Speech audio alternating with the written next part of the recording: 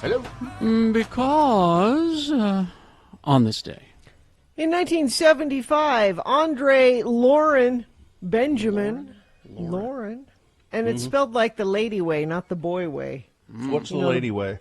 Lauren. Lauren. The boy way is Loren, but it's spelled the lady way for some reason. Lauren. In Atlanta, Georgia, Andre 3000. And you say, well, where'd he go? With Big Boy, by the way. Where's Andre? We haven't seen Andre for a while. Isn't he around? He's all right. He's just laying low, he says. Okay. Because if you Big Boy, Google, his partner, Big Boy's coming to town. Is that right? Yeah. Oh, yeah. Twilight concert series, right? Yeah, that's it, yeah. if you Google, where's Andre 3000? Because he hasn't really done much in I don't know, 6, 7, 8 years, something like that. Doesn't have to. He's living off that hey ya money. Are we farting around here? Oh, yeah. I think, yeah. Okay. An elegant way of wasting time. It's farting around with Radio from Hell on X96. You know, there's big hey ya money because that song reached number 1 in the Czech Republic, in Norway, and in Sweden, and in Australia, and in Canada, and in the United States. Number 1. Well, if you Google whatever happened to Andre 3000, this story pops up from last year. It says, reclusive rapper Andre 3000 spotted playing his flute in L.A. And there's a picture of him, and he's got a little gray at the temples and a little gray in the beard, and people are like, oh no, what happened to Andre 3000? Well, we haven't seen him for 8 years. People age. When you have in your mind that Andre looks a certain way, because that's the last time you saw him. He looked, he's older now. He's all right, though. He's playing his flute. He's got to be okay. He's just having a good time, man. Yeah. He's living off the hey ya money. Leave him be. He's all right. Let's see. Big Boy, and Big Boy's still out there doing it. Yeah, he hasn't stopped. Yeah.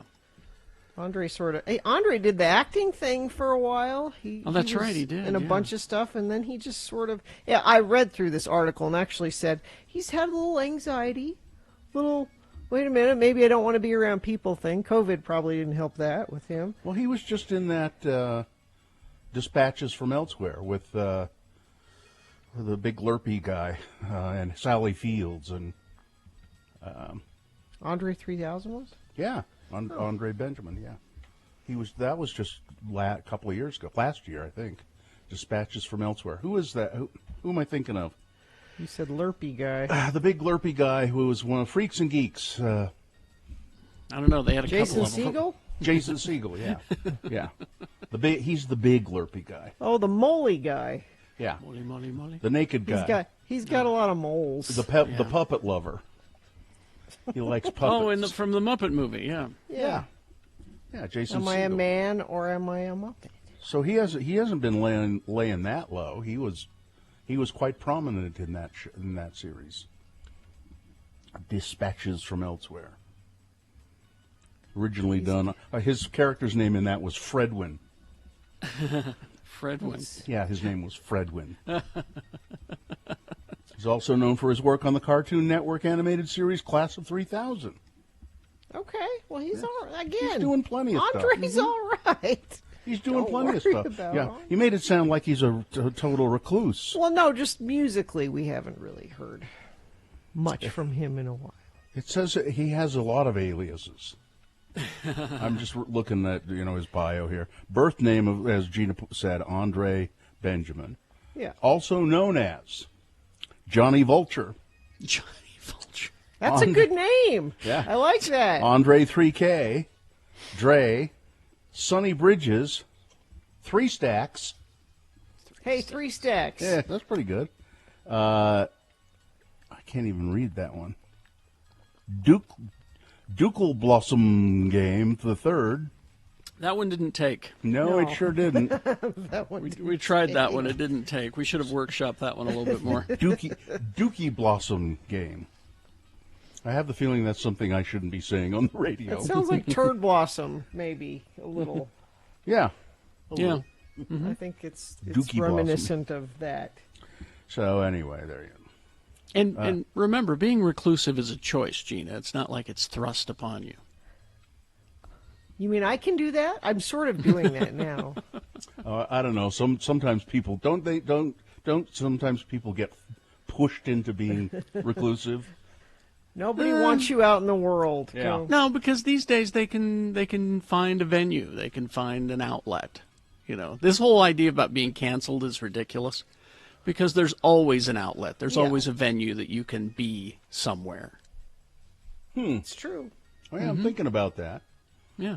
I'm thinking about if there is somebody who's just gone. I guess by choice. By choice. You are by choice, but if you Like if your you Marlon don't want to be Brando. gone, Yeah, who Brando. just checked By out. choice. Checked out. I'm going to wear a sheet and I'm going to lay around and I'm not going to talk to Now, people. see this hat? It's an ice bucket. But now you might say Louis C.K. No, he's doing fine. He's still behind the doing- scenes. He's still doing comedy dates. He sells his concerts through his website.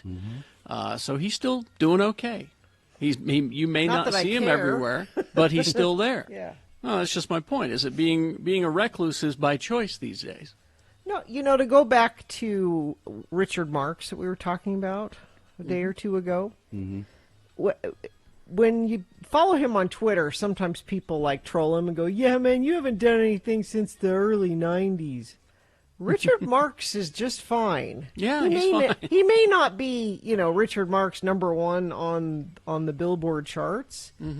He writes songs for other people. He produces things for other people. He's doing quite well. You just don't see him in that venue that you're used to seeing him. What about what's his name from Master of None? He's back. Aziz Ansari, Master of None is back. Oh, he's yeah, back but he's too. not. He's hardly in it. Apparently, it's mostly Lena Waite. It's mostly her. But that's his show. I mean, he's doing stuff. Yeah, but he was kind of out of the not by choice. I mean, he was did stand up and he was around all the time, and now he can't quite seem to do it, and I don't think that's his choice. No, he had some sexual harassment stuff come up against So I'm just him. looking at seeing the But even examples. then, yeah. even then, that was possibly by choice because he still could have found fans that would rally around him and That's buy true. a comedy special on a website somewhere. Well, that's true. He made the choice. I'd better just be out of sight. And he seems like the kind of person who would say, "Yeah, I think I'd better step away for a bit." Yeah, apparently this third season of Master of None, I was just reading something about it.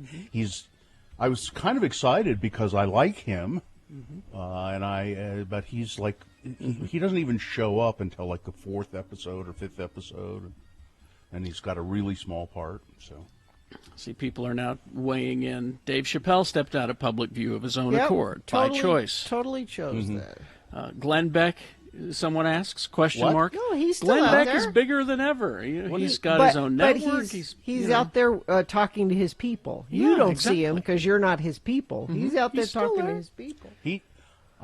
you could hear him right now if you wanted to. Yeah. Exactly.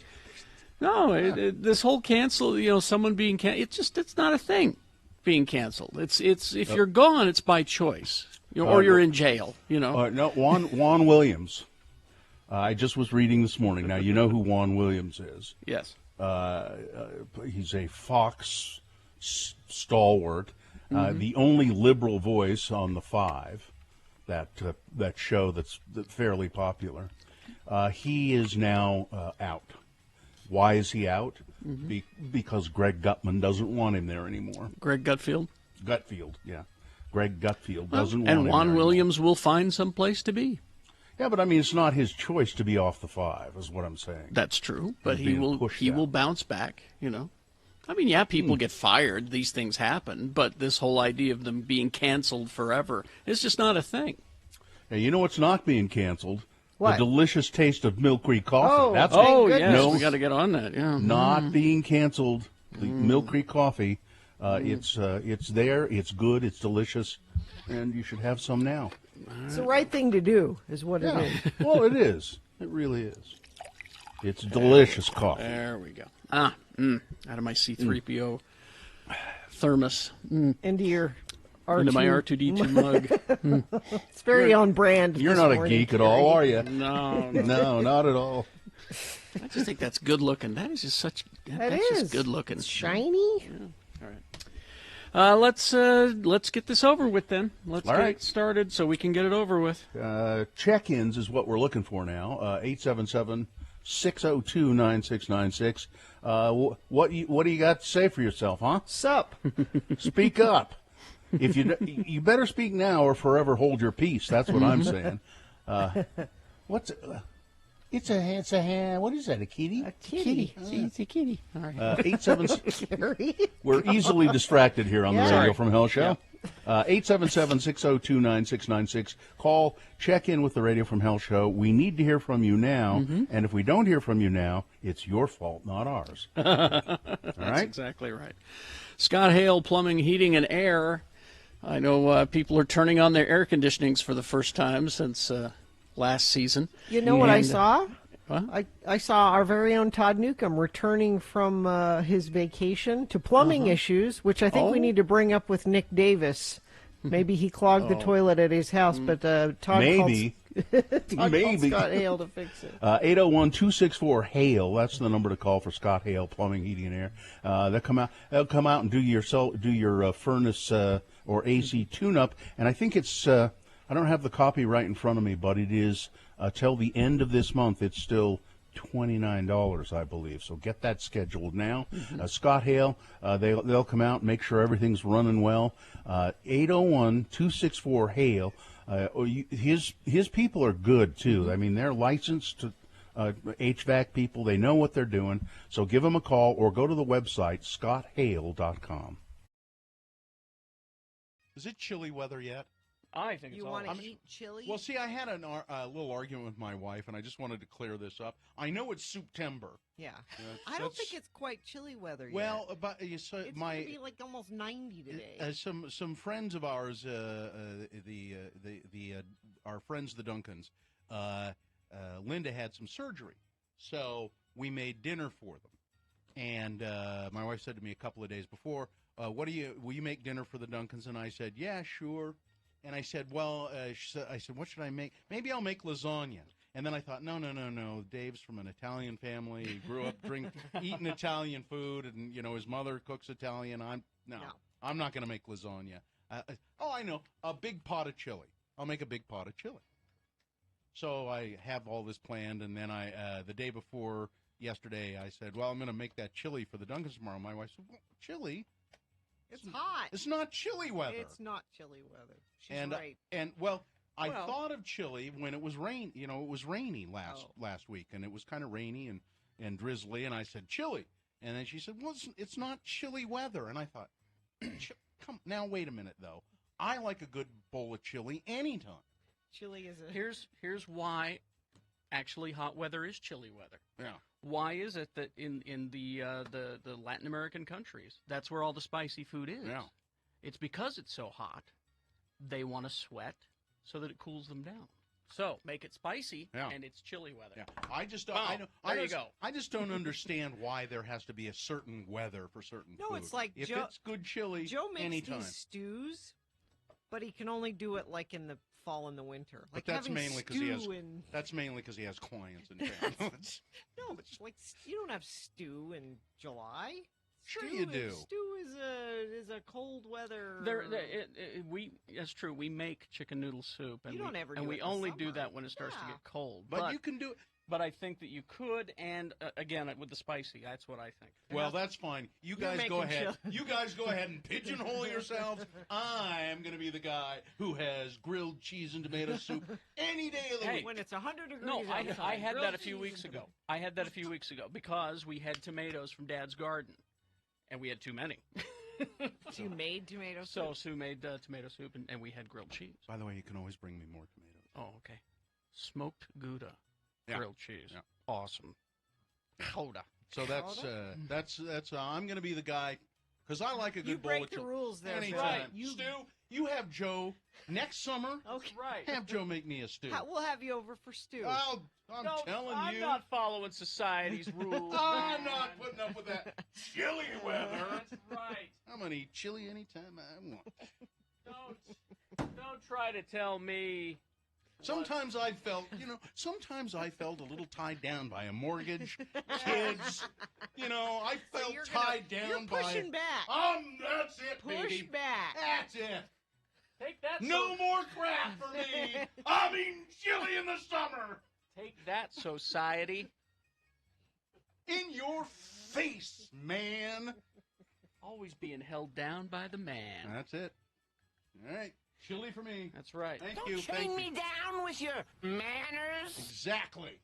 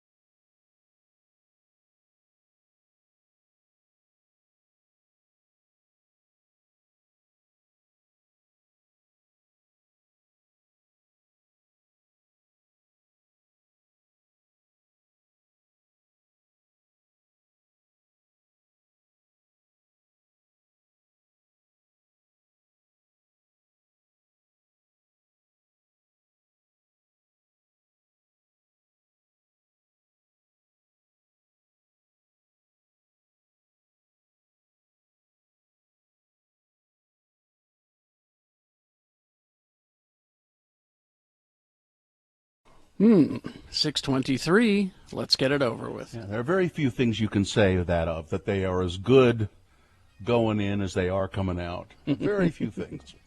All right, we will officially begin the program, and we'll get to your check-ins at 877-602-9696. I know our good friend of the program, Allison Sabo, is on the line, but there are openings. So why don't you call us, huh, Gina? Young Automotive Group's Summer Fun Sales event now. Get your choice of a kayak or paddleboard and a cooler with any vehicle purchase. No payments until August when you finance with America First Credit Union. See dealer for details. The moon is now, after that beautiful full moon and eclipse we had yesterday, the moon is now on the wane, going away. 98.3% of full today. The moon will set today at 8:57 a.m.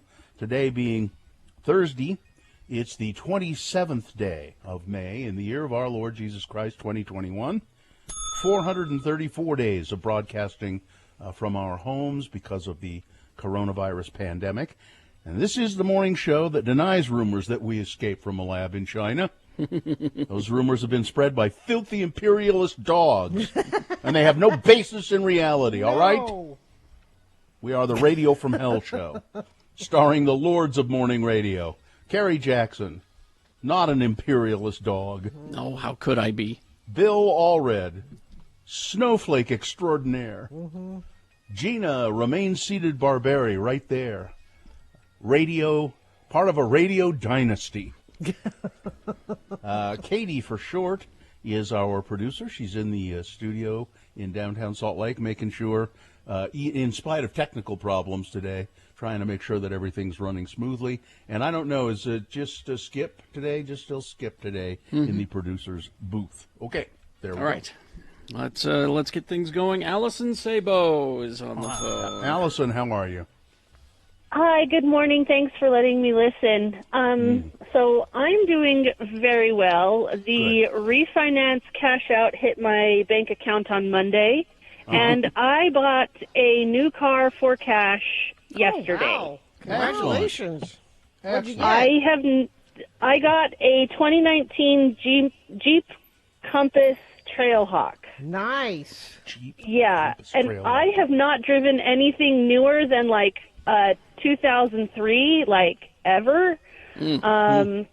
So there's a lot of buttons in here. Yeah. There's computers in here, like a touch screen. Yeah. And A lot of beeping. It beeps beeps at you a lot, doesn't it? Yeah, I think this car's probably smarter than me. But it's got four-wheel drive, it's a Jeep, and I'm already planning a trip to the Spiral Jetty with my family on Saturday. Oh, Isn't good. it don't great act- being an American? don't- Isn't it don't- great? Actually drive on the Spiral Jetty. I saw a news report on lots of people going out to the Spiral Jetty and then thinking, hey, it'd be fun to actually drive on Oh, No. the idiots. Don't People are don't idiots. do that. Yeah. It's a work of art. Yeah. Yeah. I equate those same people to the people that are ruining the petroglyphs down in southern Utah. Exactly. It's unnecessary. Oh, and by the way, I'm glad that you guys didn't escape from a lab? a lab in China because heaven knows I did. Okay. Well, All right, I'm about to go to my AA meeting. Love you guys. All right. Okay. Thanks, Allison. See you, Allison. Bye-bye. Let's go to Logan. Huh? Logan. Okay. Logan, hi. Now, is this the city Buenos of Logan? dias. Or is it somebody Buenos named dias. Logan? It's Logan. This is the Logan of Logan's. Oh, okay. Logan of Logan. You know Logan. Yeah. It's our old friend Logan. Yeah. Yeah, of course. That's all you had to say. Yeah. Well, thanks for checking in. What Well, have you good got morning for to us? you guys. Good morning. I just want to say congratulations to Allison for getting a new vehicle. Yes. Pretty jealous of me now, but no, I just like calling in. I don't get to listen as much as I typically did a few months ago, just to starting at 6 in the morning for work now. But this morning, I was able to listen and wanted to call in and just say thanks for grinding and doing what you guys do. Yeah, We're you have to grinding grind it people out. more than you know. That's it. We just grind it out. You're right. Thanks, We're Logan. the grinders of morning radio. That you are. Sometimes it's the first thing to make me smile in the morning, so I can't thank you enough. And by grinders, he means sandwiches. Thanks, Logan. Thanks, Logan. Thanks, Logan. We'll see You you guys later. are welcome. Have a good one. Okay, bye. Let's see. We bought a new car over the weekend. That I can tell you about later. Okay. There's a new vehicle in our family. Well. Checking in from Cincinnati. Cicada Watch 2021 update. Okay. Not a single cicada prevented me from going to get my second dose of the delicious Pfizer vaccine.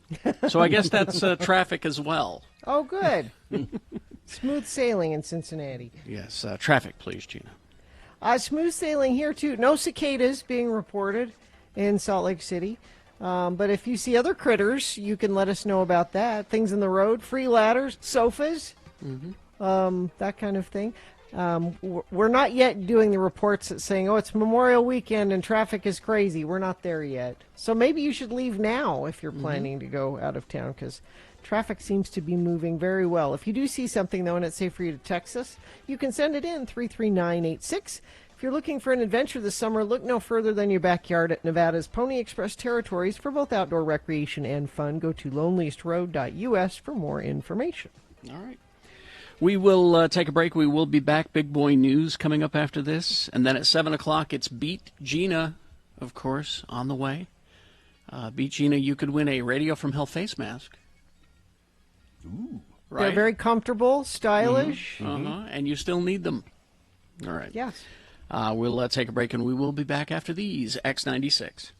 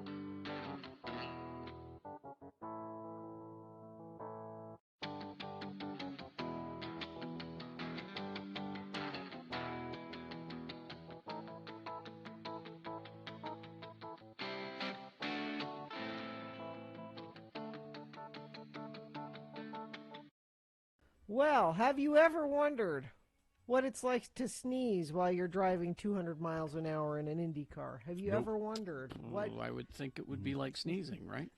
Well, but think about it. You have to close your eyes when you're driving. Just Everything but how slows far do you- down, though. Everything slows down. I think when you that's sneeze. no. When you're driving 200 miles an hour, you're so used to it. Everything slows down. Well, race car drivers deal with a lot of challenges that we all do. We've all, had to sneeze while we're driving. But it's harder to do when you're going 200 miles an hour. IndyCar star Alexander Rossi was recently interviewed about what it's like to sneeze while you're going 200 miles an hour. They also asked him about picking his nose. Do you have to pick your nose while you're driving 200 miles an hour? I think with the helmet and everything, that's the last thing on your mind. And that's what he said. He said, well, even if I wanted to, I couldn't get it up there in the helmet. The gloves, you got the stuff covering your face so that if you catch on fire, you don't die. You got the helmet, But the trick is to try to sneeze in the straightaway, he said. Well, yeah. 'Cause no kidding. if you can hold it, till the straightaway, it's better. But he said it's scary. You close your eyes for a second, and how far you travel in just that half a second when you close your eyes, it could be disaster. I heard Danny Sullivan, Indy race car driver, though, talking about how many laps did they do at Indy? Is it 50 or 100 or something? I mean, they just. A lot of the laps. 500, the Indianapolis 500. 500, yeah, obviously, duh. But you're going 180, 200 miles an hour for that long of a period of time. And he says everything slows down, kind of. He says, I knew where my girlfriend was sitting. And so I would look to find her every time I went by. And then I noticed she was getting very friendly with a guy sitting next to her. He said things sort of slow down, and you get used to it, and you can... You did good, Gina. I'm proud of you. That's good. Whoa! Hey!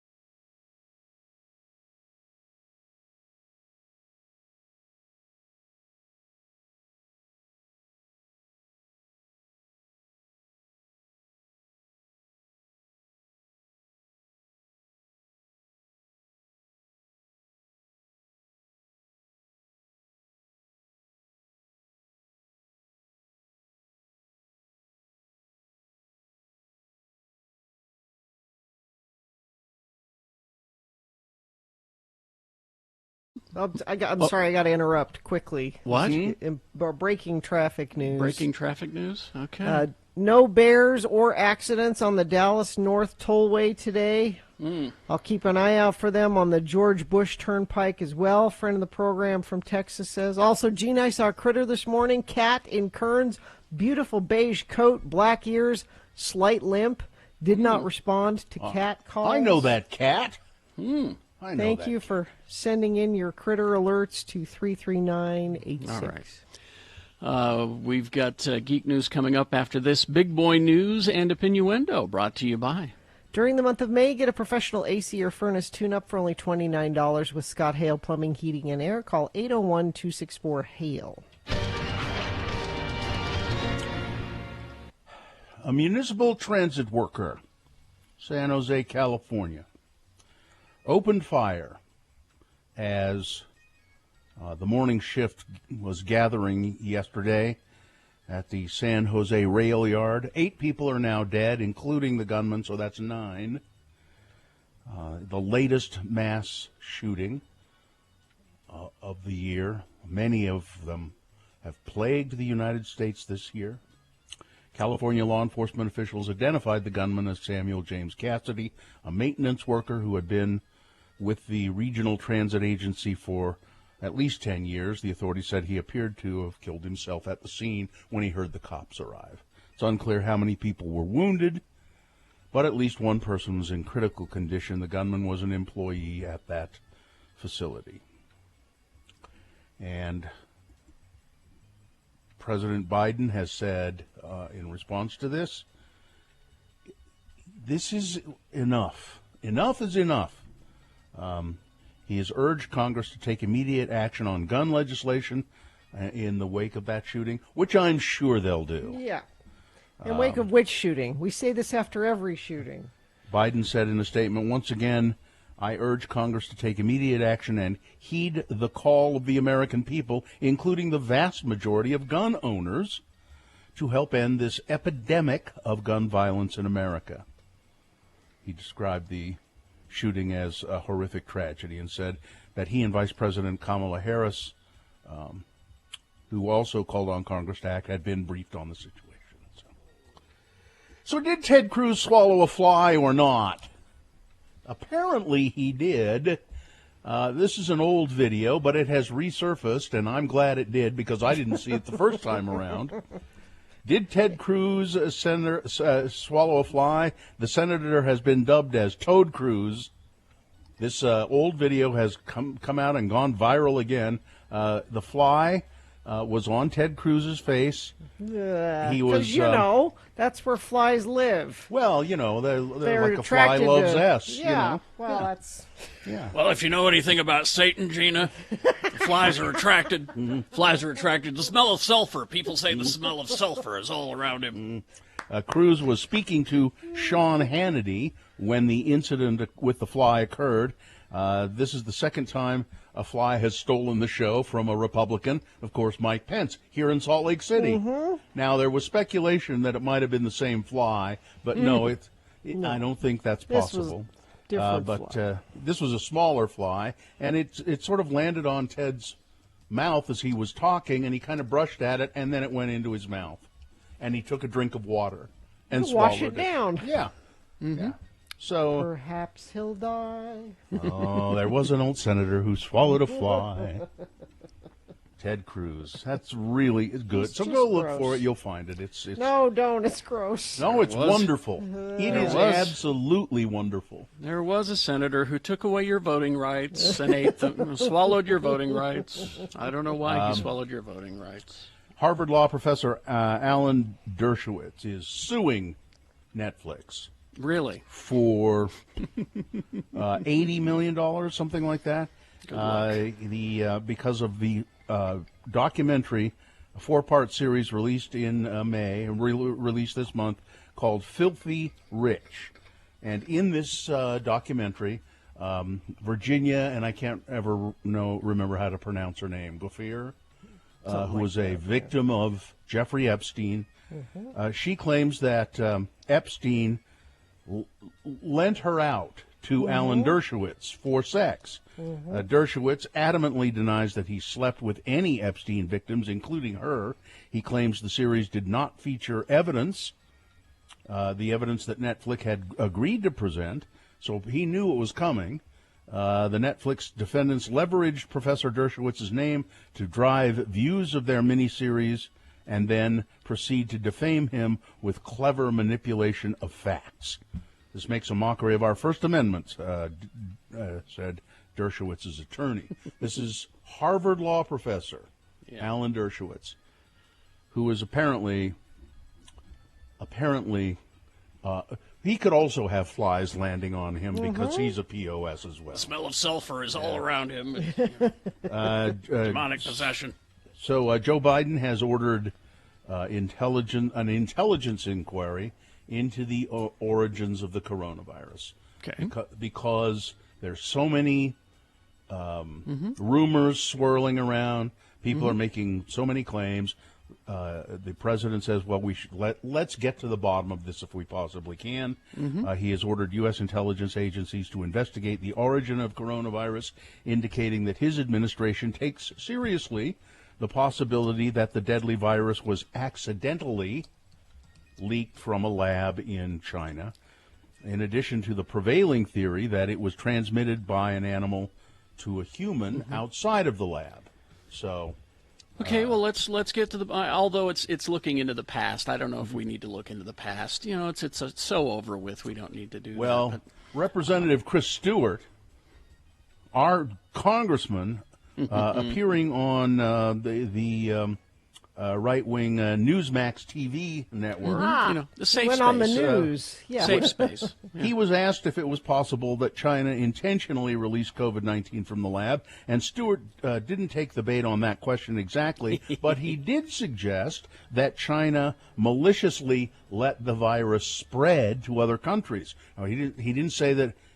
He didn't say that it was released from the lab intentionally or accidentally, but when it was released, however it happened, China let it spread. They made a determination if they were going to suffer from this virus, the rest of the world should suffer as well, You Stewart really said. believe that, Chris Stewart? So Chris Stewart, he's in their heads. He knows what they were thinking. He said they made a determination. It's hard to understand the malicious nature of that decision. He said China knew the virus was dangerous, but they let people travel from China to other parts of the world intentionally to infect other parts of the world. Now, you could make the argument that maybe China didn't act quickly enough to get it under control. Maybe they were in denial about how serious it was. It was intentional. But saying they intentionally did it. That's you have to prove intent, Chris. Yeah. Chris Stewart said because they were suffering, they wanted to make sure the rest of the world You're suffered. just It doesn't making that up. work that way, Chris. Also, Chris, here's the other thing about this whole let's get to the bottom of the whole China thing. Let's say Chris is right. All right, let's pretend for a minute. Let's go crazy. Let's have a little bit of fun. Chris, you know, even if that is true, it doesn't get your guy off the hook the way he handled it while he was president. Okay? If he, as he kept saying, he knew that it was intentional, he sure didn't act like he knew it was intentional because he didn't want people to panic. And we only have 15 cases and it'll be gone by Easter. It doesn't get your guy off the hook. No. An employee at an Ogden elementary school that the news is making a big deal of the fact that this person was armed. So an employee at an Ogden elementary school who had a gun stopped an attempted kidnapping Tuesday. Police said Ira Cox-Berry grabbed an 11-year-old girl on the school's playground and attempted to pull her away. The school employee confronted Cox-Berry and was able to take the child and bring her inside the building. While still outside, Cox-Berry allegedly began punching the window as a way to force himself inside the school. Wow. To further discourage any further attempts at this, the employee showed Cox-Berry that he had a gun. He says, I have a gun. If you're going to keep doing this, I'll use it. And then he called 911. Cox-Berry was taken into custody following a brief struggle, booked into the Weber County Jail, one account of attempted child kidnapping. Right. Wow. All right. Sports, weather, traffic. Well, Joe went out with his food mistress last night for the first time since 2019. Wow. So they were out having... How have they been able to be away from each other I for know. so long? It's been very difficult for them. So while they were out, Mohammed and I watched the Jazz game, which was awesome. Yeah, I'm on the bandwagon. Back on the bandwagon. You and John Cleese. Well, actually, he's not a bandwagon fan, Bill. He's been a fan from the beginning, Bill. Yes, he was tweeting about the Jazz last night and Radio from Hell. Fair weather fans, as long as the Jazz are winning. Right. Go Team X96. I'm just doing what our announcer tells us to do. Donovan Mitchell back, and he was much needed and much appreciated, and it was fun to watch him play again, and you'll be able to do it again on Saturday. They play Game 3 with the Grizzlies Saturday at 7:30 p.m. The Salt Lake Radio Keys. from hell. So now we like sports ball. Yeah. Go Jazz. X96. Go Jazz. The Bees are starting a homestand against Round Rock tonight. It's Thirsty Thursday, if that gets you out to the ballpark. It's always Thursday. It's always. Thursday, where I come from. Weather, we got beautiful weather for the weekend. Sunny and quite a bit warmer today than it was yesterday. High of 81. Tomorrow 82. Saturday right around 80. So we're going to be in the 80s for the foreseeable future. All right. Traffic, we've got, let's see, Chick-fil-A cow is out and about in Taylorsville. Thanks for letting us know that. If you see any critters, you can text it to us, 33986, and I will pass it along. So far, that's it for traffic. Things are green and moving well. If you see something, though, and you need to share it, whether it's a critter or traffic, you can always text it to us, 33986. Sparkfish has the deals Utah shoppers love. Check out their Facebook Live online sales event every Thursday. Amazing products and prices right from your chair. Follow at Sparkfish Inc. All right. Now might be a good time to call in and line up to beat Gina, 877-602-9696. It's share trivia. Easy share trivia. Okay. Stand by for that. Let's see, is Geek News sponsored by... Yeah, it's a great time to be a geek in Utah. Dr. Volts and the Nerd Store have joined forces. Comics, collectibles, action figures, and so much more. The Nerd Store and Dr. Volts. Well, thank you very much. All right. Now, I always try to give you a little something to look at while you're at work, something to watch. Because you don't work at work, you're just playing on your computer. And we got a trailer this morning for the new Crisp Rat movie. It's called Tomorrow War. We are fighting a war 30 years in the future. See, I told you. Tomorrow War, Tomorrow. didn't I? Yeah. It's a joke. Our enemy is not human. We need you to fight. You got drafted. I will be back. So that's your premise, basically. Is that Sounds like a joke. People from the future come to the past to get soldiers to go to the future to fight off an alien invasion. Okay. They don't have anybody good in the future to fight them? Well, I don't know if those questions are... I'm sure those questions are asked, but... Move your shirt, please. So they send him to the future to fight the aliens, and Okay. Crisp Rat wisecracking his way through it. And Okay. I'm not saying it'll be good. But it might be fine. Yeah, it might be fine. You'll see. On the 2nd, if you have Amazon Prime, July 2nd, Amazon Prime. So there you go. That's Tomorrow War with Crisp Rat. Okay, let's see. I'm not going to read this whole list of actors that are attached now to... Netflix has the rights to Neil Gaiman's Sandman comic book. And they're doing a TV series based on it. And I think it's just a mini-series. I don't think they plan on more than one season. But it's a huge cast, and if you're a Sandman fan, look it up. I mean, the two that were announced a while ago was Tom Sturridge and Gwendolyn Christie. But they've cast everybody in the things. Like I said, it's a huge cast, so go and look for that on your own. Give me a couple names, just a couple names. David Thewlis will play Ethel's dangerous, insane son, John Dee. Patton Oswalt will be the voice of Dream's Raven emissary, Matthew the Raven. Cool. Okay, all right. So I'm there. There's a couple. there. There's a couple. In Spider-Man news, or Spider-Man adjacent news, I should say, because whether Spider-Man appears in these or not remains to be seen. But as you know, Sony owns the rights to Spider-Man and Spider-Man adjacent characters. In order for Marvel Studios to use Spider-Man, they have to get permission from Sony and share. That's why Spider-Man's in Endgame and all that.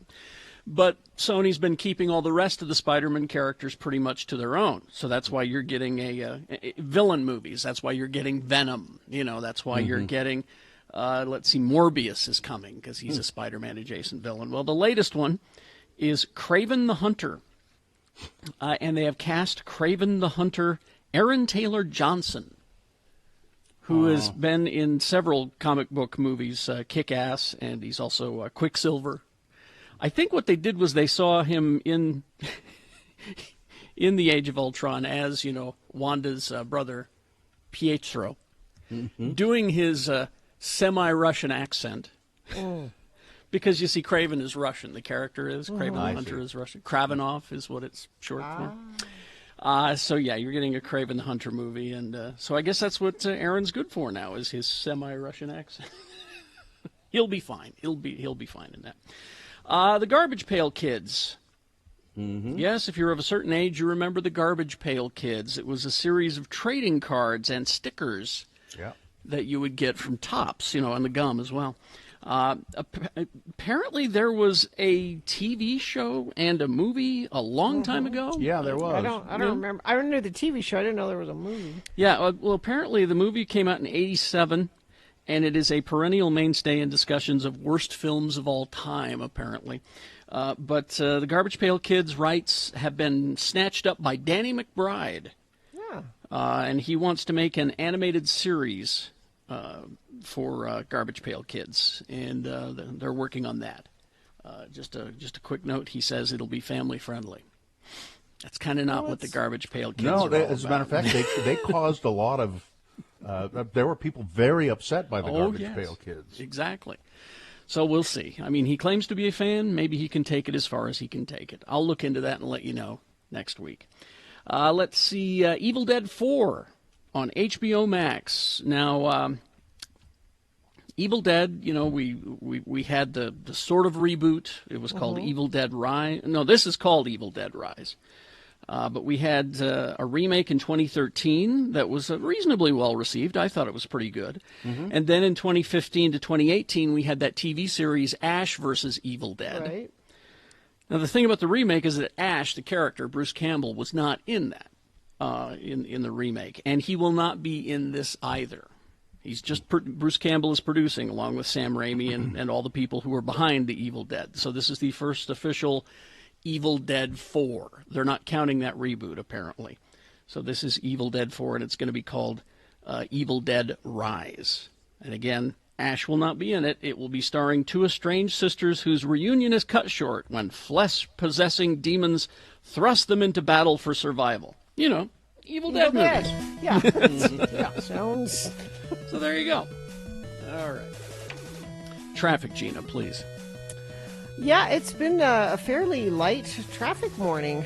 I've refreshed the UDOT website, and I have to go all the way to Sevier County to find anything going on. So that's great. Good news, everybody. You're doing well. And if you see something not doing well, somebody not playing by the rules, you want to report them, you want to feel important, you want to tattle, you can text it to us, 33986. All right. We will take a break. We will be back. Beat Gina is next. You could win a prize playing Beat Gina. Share trivia. It's easy. Share trivia happening today. 877-602-9696. After these, KXRK Provo. The new X96 app allows you to listen to us anywhere.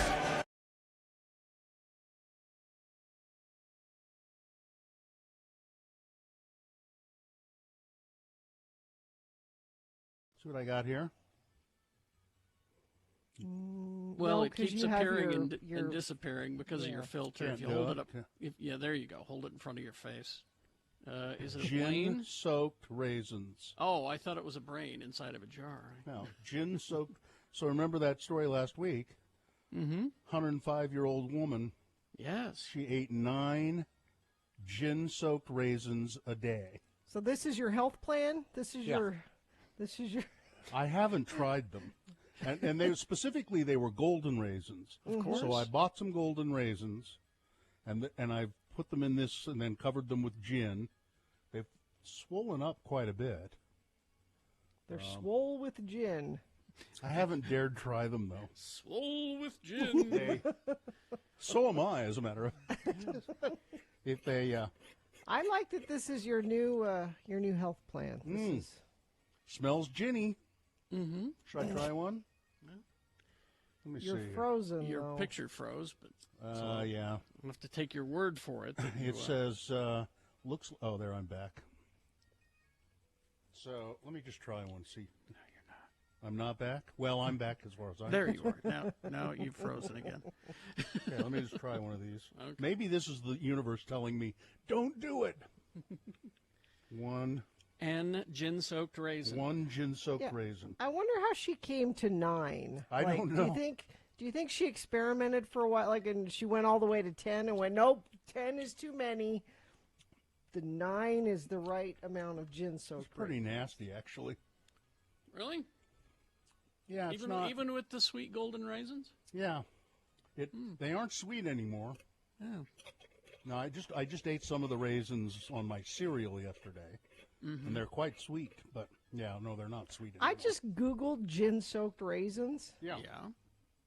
There's all gin soaked raisins for arthritis. Gin soaked raisins recipe. Now, Bill, maybe there's a recipe. You didn't follow a recipe. No, I just poured gin over them.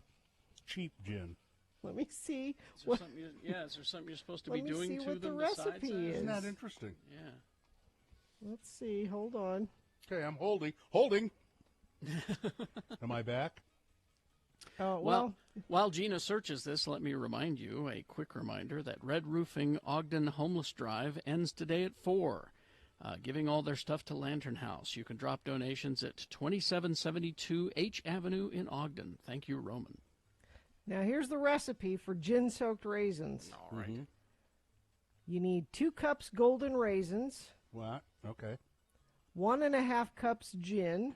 Okay, to cover them. Put raisins in jar or container and cover with gin. Let soak for 1 to 3 weeks. Oh, there you That's go. part of the problem. You gotta let them sit longer. Keep in a cool, dark place, then eat 9 a day. This recipe says have I don't know. 9 I'm a having day. I'm having flashbacks of turmeric and pepper. You know. I mean, yeah, probably. But Bill, I think you didn't let them soak long enough. I think you need to. I just ate one. I'll leave them in the jar and leave them in the refrigerator here. Till next week. Yeah. Well, 1 to 3 weeks. Do we want to go longer? That's Probably what it want to says. go longer. 1 to 3 yeah. weeks. Well, I won't. I'll wait till next Monday and try them again. Okay. And I like gin. Cheap gin. I like There's cheap all. gin. What are gin-soaked raisins good for? How long does it take for gin-soaked raisins to work to cure arthritis? Now, are you supposed to eat them or like put them in your ears or something? Cure arthritis. It's I going to like cure the way your they put that. arthritis, I'm too, sure it Bill. will. Cures it. Yeah. God, I hate the internet sometimes. Well, What, Carrie? There's of all these. most of the time, actually. Do gin-soaked raisins really work? No. Sorry. Oh, I'm sorry. Well, Carrie, listen, how do you know so That was a fast? burp. That was a burp. is what listen, that was. a 105-year-old woman. She's been doing it all her life. Mm-hmm. I think maybe That's all it takes. That's yep. Is one 105-year-old woman. That's all it takes for it me. takes. I smoked a cigar every day of my life, said a 105-year-old woman. Yep, there you go. That's all it takes. Yep.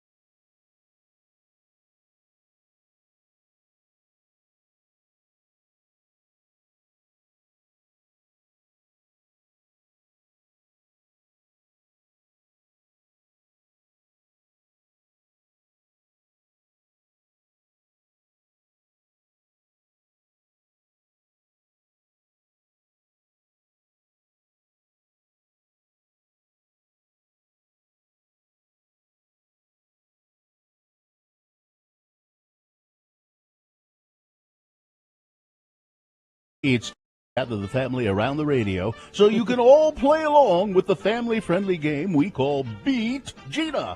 It's a family-friendly game because it is so easy that even the slowest family member can play along. Isn't that good news for you, Uncle Frederico? Of course it is. He likes to hear his name on the radio. And now, let's all greet our host. He will masterfully guide the game right into your living room. Here he is, wearing a one-of-a-kind wardrobe furnished by Tommy's Togs and Sportswear in Taylorsville, right next to the abandoned Shopco. It's Kerry Jack Jackson. Thank you, Johnny. Thank you so much. All right. We had a full bank of phones, contestants wanting to play Beat Gina to win this, a Radio from Hell face mask. Very stylish. Very stylish indeed. The envy of millions. All right. Dozens. The envy of dozens. I can get my numbers. I'm not good with math. But we tossed a coin of the full bank of phones and determined that Taylor is who Gina will be playing against. Taylor, are you there? I am here. All right, Taylor. We're going to toss another coin now to determine who goes first. It does give you an advantage in the game. But if you beat Gina, then you get the Radio from Hell face mask. But if she beats you, what are you prepared to do? I am prepared to provide a donation to the Salt Lake Humane Society. Oh, good. Nice. That sounds good. I will agree to these terms. All right, Taylor, we're going to toss a coin now. Determines who goes first. It does give you an advantage in the game. Heads or tails, Taylor? Always tails. Always tails. Coin toss app says heads. Sorry. Well. That means Gina goes Gina, first. I have to just say before we get started, whatever the outcome, I hope we can remain friends. But if I win, please take it personally. Okay. Okay. All right. Them's fighting words. I see how you are, Taylor. We're throwing down already. Here we go. All right. So it is Cher Trivia, and the reason it is Cher Trivia is because last Thursday was Cher's birthday. Oh. And we didn't make it on the air because everyone was locked out of the building. Because I had to break down a door. They used a chainsaw to break down the door to get us on. But by that time, the time for Beat Gina had passed. And so they said, well, you want us to write new questions? I said, oh, no, let's just use those Cher Cher's ones. timeless. Yeah. So happy birthday a week ago to Cher. All right, Gina, here's the first question. Taylor, this question is for Gina exclusively. If she gets it right, she gets the point. If she gets it wrong, then you get a chance to answer the question correctly and steal the point away. The first person to 3 points wins. Gina. Yes. What movie did Cher win the Oscar for Best Actress? What movie? I won't say it. Don't let you read the jokes first. What Go jokes? ahead. These are all movies that she has been in. She has been in all of these movies. Okay. So it could be any one of them. The Mask, Moonstruck, The Witches of West Jordan, or Tea with Mario and Luigi. She won for Moonstruck. Very good. That is correct. For some reason. Not her best performance, No. though. I would have given it to her for something else. But I would have given it to her for being married to Sonny. She acted through that entire marriage. It's 1-0, Gina's favor, but now Taylor has a chance to storm back into the game. All right. Let's see, Taylor. Let's take this question now from Cher's musical career. All right. What is the duet? What is the name of the song? The duet that Cher sang with Meatloaf, and it was a big hit. Was it A? 2 out of 3 dentists recommend Trident. B. Dead Ringer for Love. C. Looking for My Spare Keys by the Dashboard Light. Or D. Heart of Plaque Heart Attack. It has to be Bravo. Dead Ringer for Love? That is correct. There we go. It's 1-1. Nicely done, Taylor. The game is tied up, knotted in this tense battle. And now Gina has the question. All right. Gina? yes. Who designs Cher's crazy outfits? I'm not. I didn't. These are just all let her real. ruin the game. She's good at ruining things. She does it all the time. Listen, these are all real designer names, okay? Was it A, Bob Mackey? Was it B, Yves Saint Fusilli? Was it C, Oleg Tagliatelle? Or D, Kelvin Rotini? Are you wearing Rotini? All actual designers. Well, this is a tough one, Carrie, but I'm going A, Bob Mackey. Bob Mackey, of course. It's now 2-1. Taylor controls the question, has a chance to tie. I was going to give you extra points if you said Bob Mackey like Milhouse on The Simpsons, but you did not. So, how does he say it? Bob Mackey. Oh, like that's... All right. Let's see. Let's pick a question here. All right, Taylor. Yes. What TV show starred Sonny and Cher before their divorce? TV show. Was it A, Cher, honey, where are my pants? Situation comedy. B, the Sonny and Cher Comedy Hour. C, the Radio from Hell animated series. What? Okay. Or D, the Cher Show. Let's go with the Cher Show. And I feel like that's going to be incorrect. Is incorrect, yes. Incorrect. Gina, you have I a chance to figured as steal much. and win the game. Yeah, Sonny never would have allowed that. No. It's a Sonny and Cher show. Oh, there Sonny you go. and Cher A date comedy. trailer. The Sonny and Cher Comedy Hour. Comedy Yes. Hour. Yes. All right. Gina wins. Sorry, Taylor, you're out. Bye. Now, Taylor, I Well, hope see you're you later. taking this personally, but don't take it too personally, because How can I? you were a fine opponent, and you're going to help out puppies and kitties. So we're going to go ahead and give you a Radio from Hell face mask anyway, even though you lost. No mockery of the game. Outstanding. Congratulations, Hang on, Taylor. All right. Let's see. Do you want to try some more? Yeah, give me some more. All right. What is the name of Cher's autobiography? Do you know she had one? Sure, of course she does. but Okay. I haven't Was read it was it A, Cher and Cher alike? B, My Lunch So Far? C, Turning Back Tim? Or D, The First Time? The boring one, probably. The Yeah, first time. All right. Let's see. Which of Cher's songs went to #1 on the Billboard charts in 1971? Was it A, Half Breed? B, Do You Believe I've Lasted This Long? C, Gypsies, Tramps, and Thieves? Or D, The Tweet Goes On? So it's either A or C. Wow. Yeah. So is it Half Breed? It is not Half Breed. It's Gypsies, Tramps, and Thieves, Thieves. Tramps, and Thieves. People of the crown, they call me. There we go. All right. Traffic, please, Gina. Let's see. Incident northbound I-15 at 25th North. This is in Lehigh on the right shoulder. The 2100 North on-ramp left lane is blocked.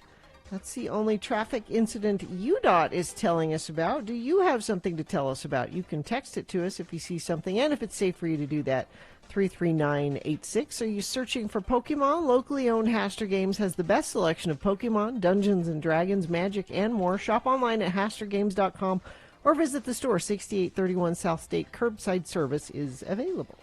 All right, here are the boner candidates you'll be considering in round one coming up in just a couple of minutes. Boner candidate number 1 is called Turtle Fight. Boner candidate number 2, I was like, you got to be kidding me. And number 3, I got a right to defend my duck. All right. Round 1 of your boners, Big Boy News, all coming up after these. X96. Before we went with a 1-hour nonstop music.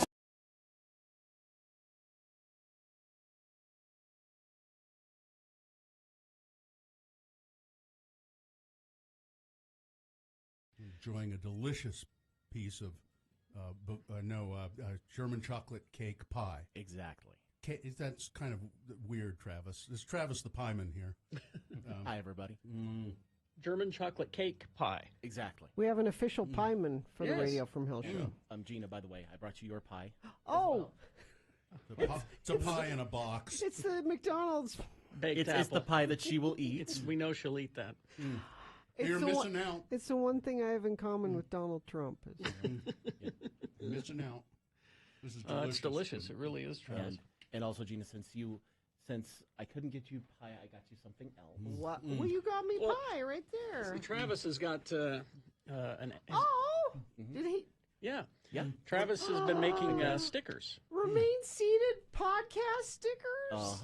Got the graphic it. offline. Was able to kind of jury rig a Aw. setup for it. So you've got some for the computer, for the laptop, for your car, whatever you want to do. I love it. Thank you. Travis, is it an Etsy store? Or Yeah, it's an Etsy store Etsy called store. Pieman Graphics, or if you search Pieman Graphics on Twitter, it now pulls up links that'll take you right where you need to go. You know, Gina, that those stickers have beard hair in them.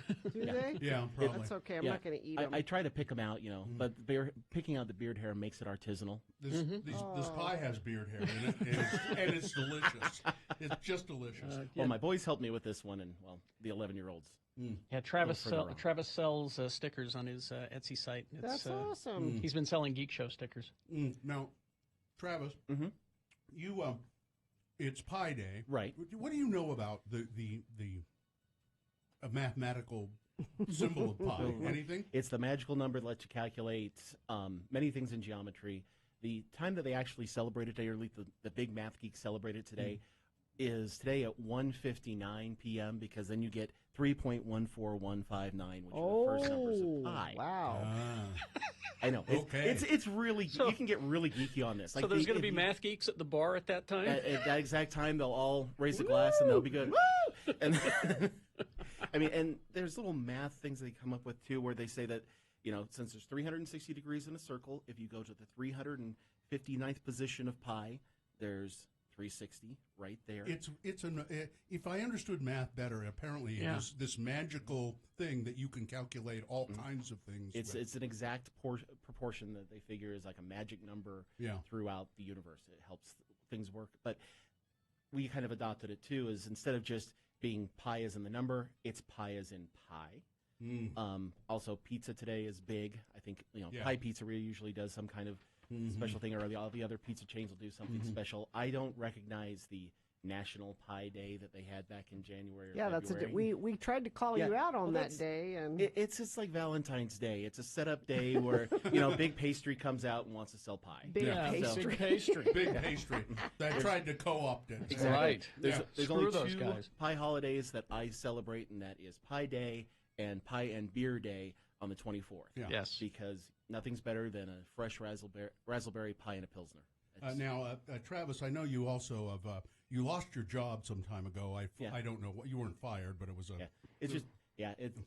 I'm no longer employed. Yeah. And so right now I'm looking for anything that's either integration or What is integration? I do a lot of software. Okay. And basically it's taking large groups of software pieces or hardware pieces and putting it together for major companies. Okay. So I do integrations, implementations, support. So if anybody has something like that and wants an employee that can bring pie on potluck day, exactly, lots of pie. That's he's a great pie maker, and he knows how to do big software jobs. Travis, how do they get a hold of you? They can just email me at travislynnjohnson@gmail.com. Okay. And Raul down on the border send us in the chat room a picture of one of your Trump stickers on his computer, I think. Yeah, I have a copy of the balloon Trump. The big balloon that they were the big running around fat, England, and they brought it over to Los Angeles and into New Jersey. Yeah, I sell those on the site too. Pieman Graphics. Well, all right. Thanks. I just devoured the pie. One slice is enough. It's very sweet, but man, it's delicious. Thank you, Travis. No problem at all. Have a good one. Have a good pie day. You too.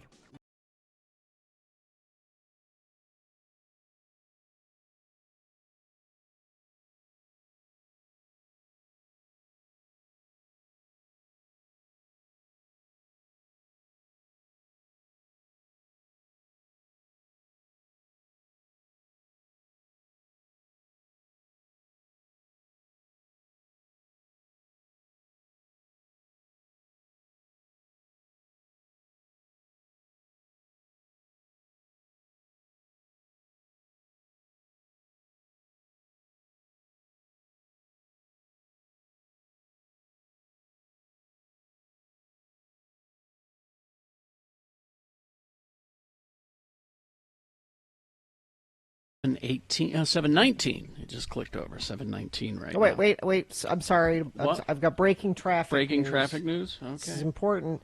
Traffic southbound into San Diego on I-15 is clear and at freeway speeds. Thank you for sending that in via text at 33986. We rely on your important traffic tips. Certainly was. You can see us broadcasting from our homes at x96.com/live.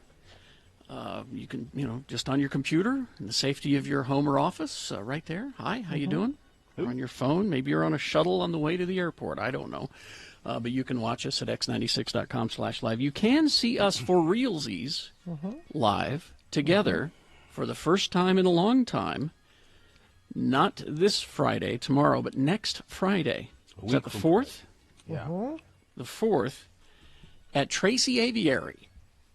Our first public together appearance. It's not just our first public together appearance. It's our first together. We haven't even gotten together privately in the last 400 and something days. So that will be next Friday, the 4th, at the Tracy Aviary. I think it's fitting that it's for the birds. Mm-hmm. We'll have Do more it for the information. birds. We'll have more information on that coming up, so stand by. All right. Right now it is time for round 1 of your boner voting. Here we go. 3 news stories. These are examples of bad, stupid, funny human behavior. You will decide with your vote of these 3 candidates which one is the worst, which one deserves to go forward to boner fight and possibly become boner of the day. Winning here does not make it boner of the day yet. It does secure it a spot in Boner Dome in the finals, boner fight. Round 2 happens at 8:20 with 3 more candidates. We get another winner there, and we'll take both of our winners and put them against each other, and you'll decide boner of the day for today at 9:20 this morning. That's when boner fight happens between these 2 champions, and that's when you'll decide it. Right now, we got to send one forward. Here we go. Round 1. 2 candidates now, a third after the news. Once you've heard all 3, you'll vote, and one of you lucky random boner voters will receive. I'm assuming, Katie, since we are having computer problems, but I'm assuming it's tickets to see Nathaniel Rateliff and the Night Sweats. The Deer Valley Concert Series is coming back. We're giving those out to just random boner voters? Yes, we are. Nice. Good Lord. All right. Here's boner candidate number 1. Turtle fight. A family dispute in Ohio over the custody of a pet turtle required police intervention. Cops were called to an Ohio residence to deal with competing claims on an African side-neck turtle. African side-neck turtle. Apparently, this turtle is a beloved member of the family. Devin Staw told deputies that he had left the turtle with his parents when he went out of town for a few days with his girlfriend. Devin said he was now there to retrieve the turtle, and his parents said, "No, you can't have him." Well, Mr. Staw claimed that he had receipts for when he purchased the turtle. He had photos of him and the turtle on Instagram.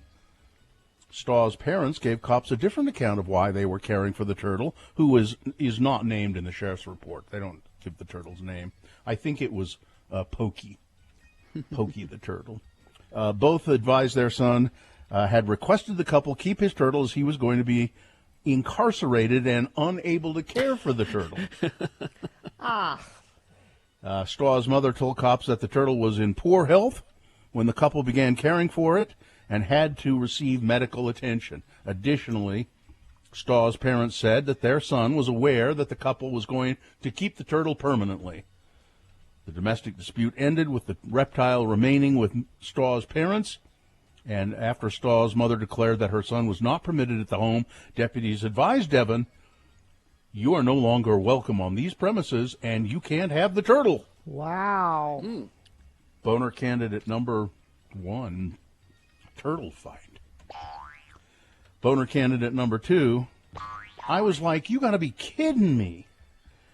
A teacher at a Salt Lake private school was the victim of a burglary, but she is more troubled by a note that was left behind.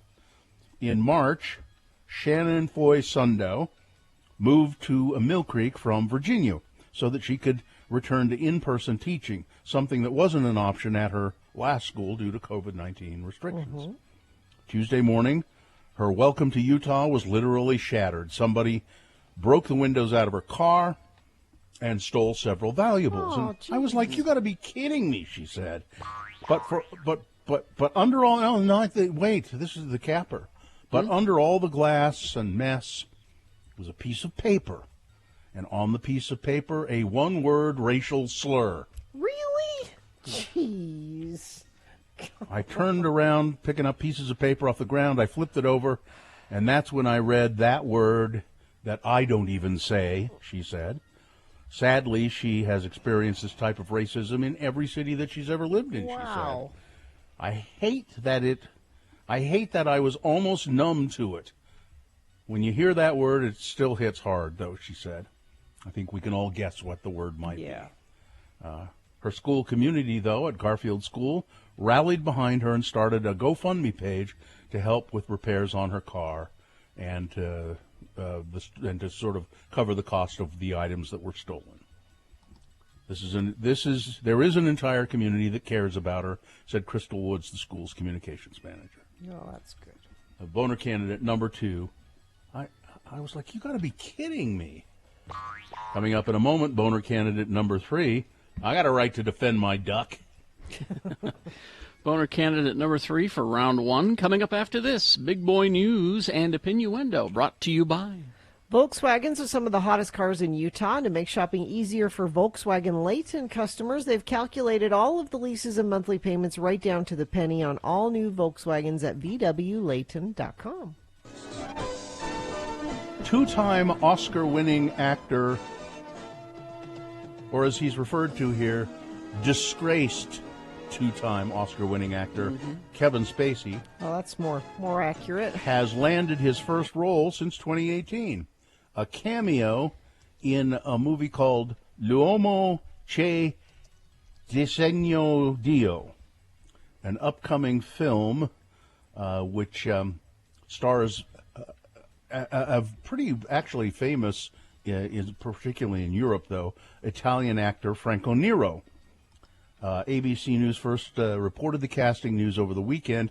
The film's producer, Luis Nero, confirmed to Variety that Spacey will play a small part, a police detective, with Franco Nero in the main role. Franco Nero's wife, Vanessa Redgrave, is also expected to appear in the film, though the producer said it would depend on her ability to travel from England. It's sort of an independent film being made in Europe. Franco Nero, the 79-year-old actor with more than 200 movie credits to his name, nearly over a 60-year period of time in acting, told ABC News, "I'm very happy Kevin agreed to participate in my film. I consider him a great actor." Now, I thought I read that Lynn Redgrave said that she was not going to be in it because of Kevin Spacey. Didn't say that in this story. But. Okay. So Netflix, by the way, I just wanted to mention this. I didn't realize it, but they paid a couple of $1 million or a few $1 million to cut Chris D'Elia out of the movie, the zombie movie. And Army of the Dead. Yeah, Army of the Dead. Put Tig Notaro in there. And I haven't seen the movie, but the clips of her in it are hilarious. Well, she steals the movie, and here's the thing: the lead of the movie, Dave Bautista, says, "I've never met her." Yeah, but terrible. They're in scenes together. It's not a good movie. It's horrible. Yeah, but her clips are funny though that I've seen. It doesn't help. I mean, I haven't seen the movie. I'm just saying the clips I've seen of her. I like Tig anyway, but it's a beating. This movie is a beating. It's not good. I watched the whole damn thing, and I don't know why I did. It was too long. Yep, very too long, and I like that Snyder is bringing his own mythology to zombies and making it differently. There's a hierarchy, so that part was kind of cool, but it's not a good movie. Nope. Studies are showing immunity to the coronavirus lasts at least a year. Yes.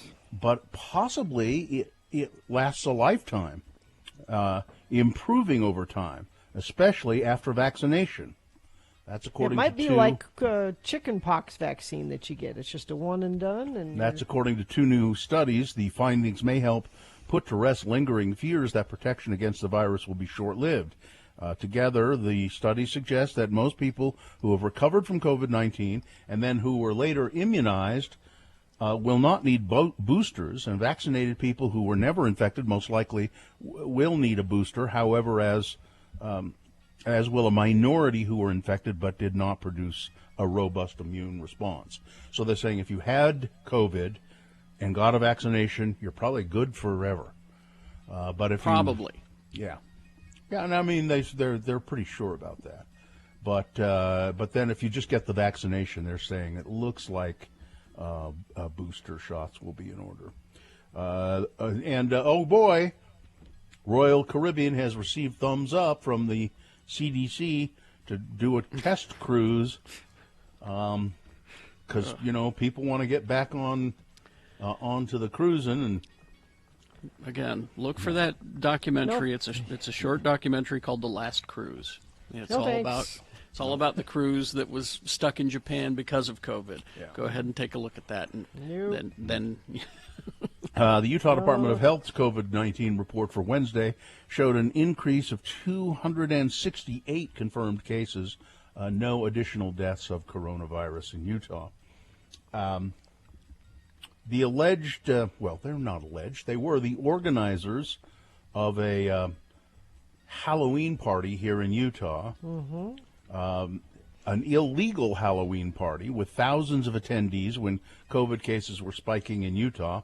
They're going to have to write letters of apology as part of a plea deal. Eric Little and Tanner Valerio, the owners of the event planning group The Tribe Utah, will also have to pay $500 fines and keep the Utah County Justice Court notified of their addresses and not break any laws for the next year as part of their no contest pleas.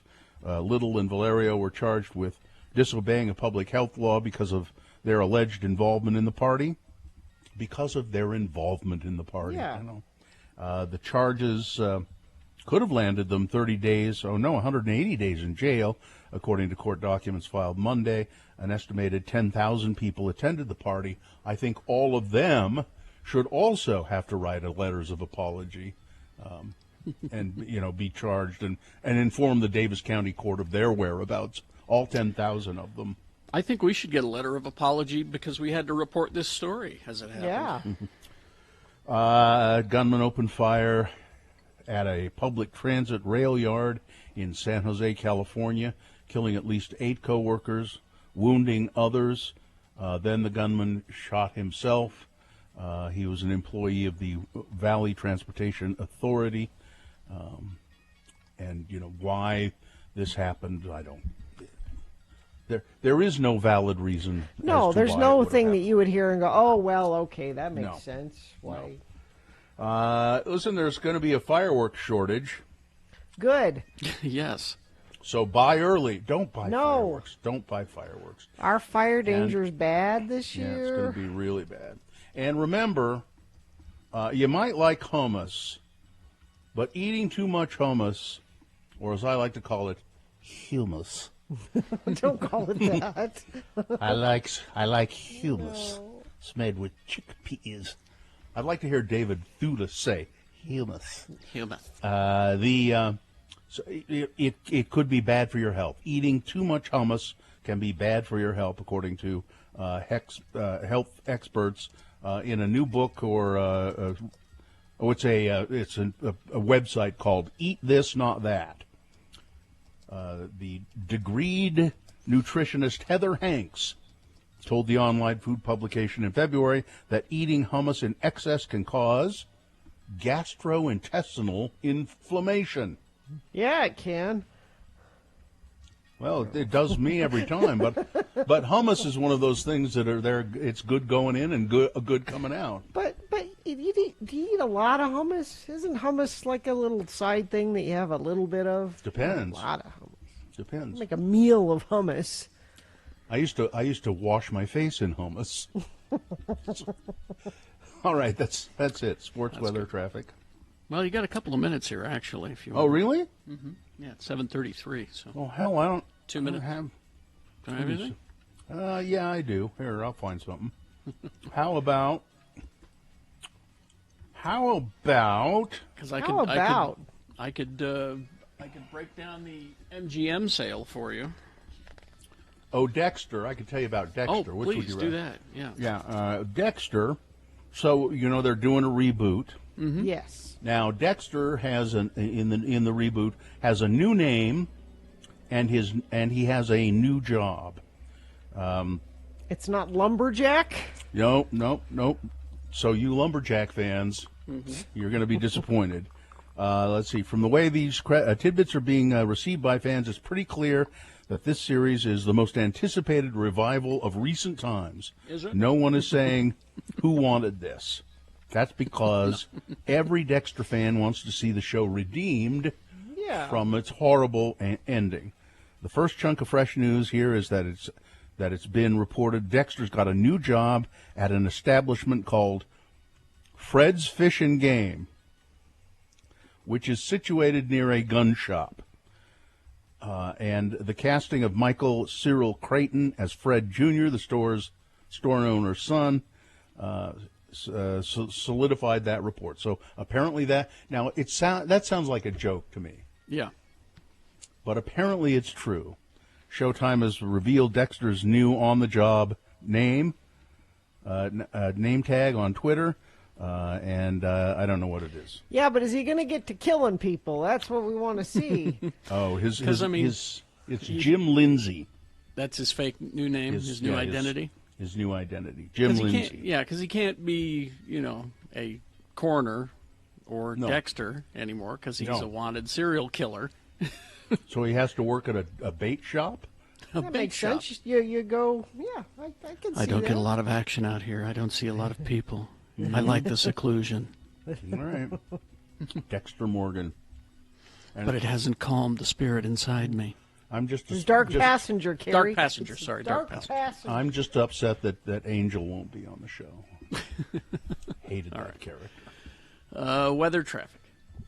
Well, you won't hate the weather for days, I think. If you're into sunny and 80s, if that's your jam, well, you'll be jamming for days and days and days. So there's your weather.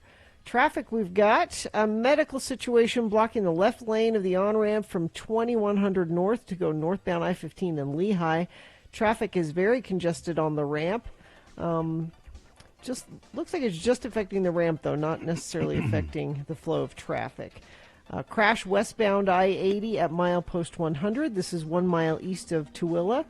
Left lane is closed there. And a crash northbound Redwood Road at Porter Rockwell Boulevard in Bluffdale.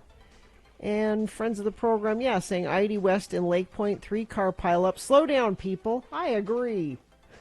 Slow down, people. If you see something, want to tell people to slow down, get out of your way, turn your headlights on, all those kinds of things, you can text it to us, 33986, and I'll happily pass it along to friends of the program. Mm-hmm. During the month of May, get a professional AC or furnace tune-up for only $29 with Scott Hale Plumbing, Heating, and Air. Call 801-264-HALE. Back to the Dexter thing. Atropos sums it up nicely. It says, if you're a Dexter fan, it ended in season 3 with John Lithgow. Mm-hmm. Nothing more was needed. Mm-hmm. I agree. Okay. Yeah, because that was a good season. Yeah. All right, here's Boner candidate number 3. I got a right to defend my duck. A California man was arrested this week after allegedly firing his gun into the air to prevent a neighbor's dog from mauling his pet duck. Well, yeah. Escalon police said that they responded to reports of gunshots in the morning and arrested the culprit. His name is Clinton Wilson. He was later charged with reckless endangerment stemming from willfully discharging a firearm in a grossly negligent manner. The bizarre incident occurred in the morning, whereupon the neighbor's dog had allegedly bit Wilson's pet duck, reportedly leaving his fine-feathered friend with a broken leg. Aww. Upon noticing his duck buddy unable to walk, the aggrieved waddle. The aggrieved duck fiend went into his house, got his pistol, and fired it into the air. He then proceeded to discharge the weapon into the air and yell at his neighbor. Sergeant Gustavo Flores of the Escalon Police Department said Mr. Wilson had fired the gun to scare the dog away from his pet duck. I think he was perfectly justified. Why didn't he just pick up the duck? How big is this duck? Well, it's a duck that is in his yard. The duck has the run of the yard. The dog jumped over the fence. Well, the dog owner should control the dog, but pulling a gun is a bit egregious. I just think you pick up the duck and yeah. See, I'm thinking that the dog owner is the boner candidate here. But anyway, boner candidate number 3. I got a right to defend my duck. All right, let's review the first 2 and vote. Boner candidate number 1, also a dispute about an animal, turtle fight. Mm-hmm. A domestic dispute over a turtle. It could have come to bad things. The police had to be called because the parents said, "We're keeping this turtle. You've misused this turtle," they said to their son. Boner candidate number 2, I was like, "You got to be kidding me." A Salt Lake City special education teacher, car broken into and a hate message left behind in her car. And boner candidate number 3, I got a right to defend my duck. Okay, here we go. You've got to decide of these 3 candidates, which one is the worst, which one deserves to go forward to boner fight and possibly become boner of the day.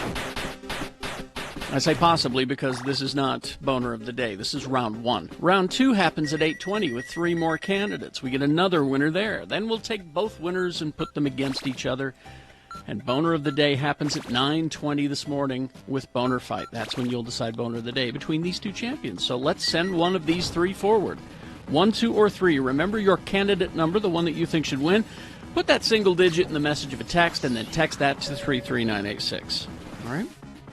Or you can call the producer's booth, 877-602-9696. Use your voice to vote. Or go online, x96.com. Look for the box that says Boner Voting, May 27, 2021, and vote there. And if you don't see that box, refresh your browser. It should appear. And remember, when you're voting via text, the single digit is all we need. Don't spell out 1, 2, or 3. Just the single number. That's what we need. All right? You have until the end of these messages to do it. Let's go. This is round 1. The music starts when Radio from Hell ends. A 1-hour non-stop music wingding starts at 10 a.m. X96. During these unprecedented times, used vehicles are tough to find. Well, where do we find them? From you. That makes your vehicle extremely valuable. The car that you're driving today is worth $3,000 to $4,000 more than it ever has been. Bring it into the Big Green dealerships where we're going to buy it from you, and we don't expect you to buy anything. And if you owe money on it, let's put it on the lot, consign it for you, and sell it for you. Get into the Big Green dealerships where we're going to save you thousands upon thousands. Oh, and we're going to sell your car for you. How personalized can a financial plan be when it's created by one of those robo-advisors? Plugging in standard algorithm to calculate insurance need and future wealth of random human client. Robots don't know you. We do. At Farm Bureau Financial Services, getting to know you always comes first. Together, we'll create a financial plan based on your specific goals. Find a local Farm Bureau advisor at fbfs.com/protect. It's your future. Let's protect it. Minute Maid slushies are back at McDonald's. And if you'd like to thank me for that information, I'll gladly take a slushie.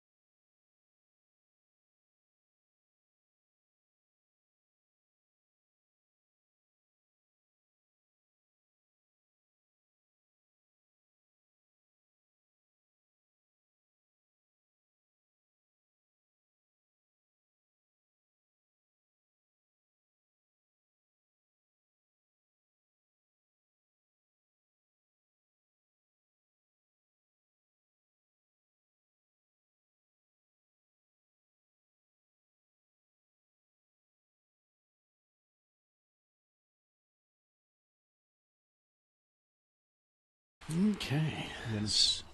I've played a dead body twice. Twice, 2 different plays. One in Oh Dad, Poor Dad, Mom's Hung You in the Closet, and I'm Feeling So Sad. And once in the Arsenic and Old Lace. I could do that. Played a dead body both times. It's kind of fun. It's kind of fun. Yeah, because you don't really have to do What anything. if you got an itch? What if you? Well, a good actor would not itch. No, Would you not? don't. You just suffer through the Mm-hmm. itch. Actually, I would get one of the other actors to reach down and scratch it. Mm-hmm. All right, let's award round 1 of your boners. And round 1 of the boner voting is brought to you in part by Chicken Parm. And during the month of May, get a professional AC or furnace tune-up for only $29 with Scott Hale Plumbing, Heating, and Air. Call 801-264-HALE. Listen, this round of boner candidates, there was only one obvious winner, really. Yeah. The other 2 were kind of number 1, kind of a throwaway candidate. Mhm. I just like the idea, turtle fight. Number 3, throwaway candidate. I got a right to defend my duck. I like that.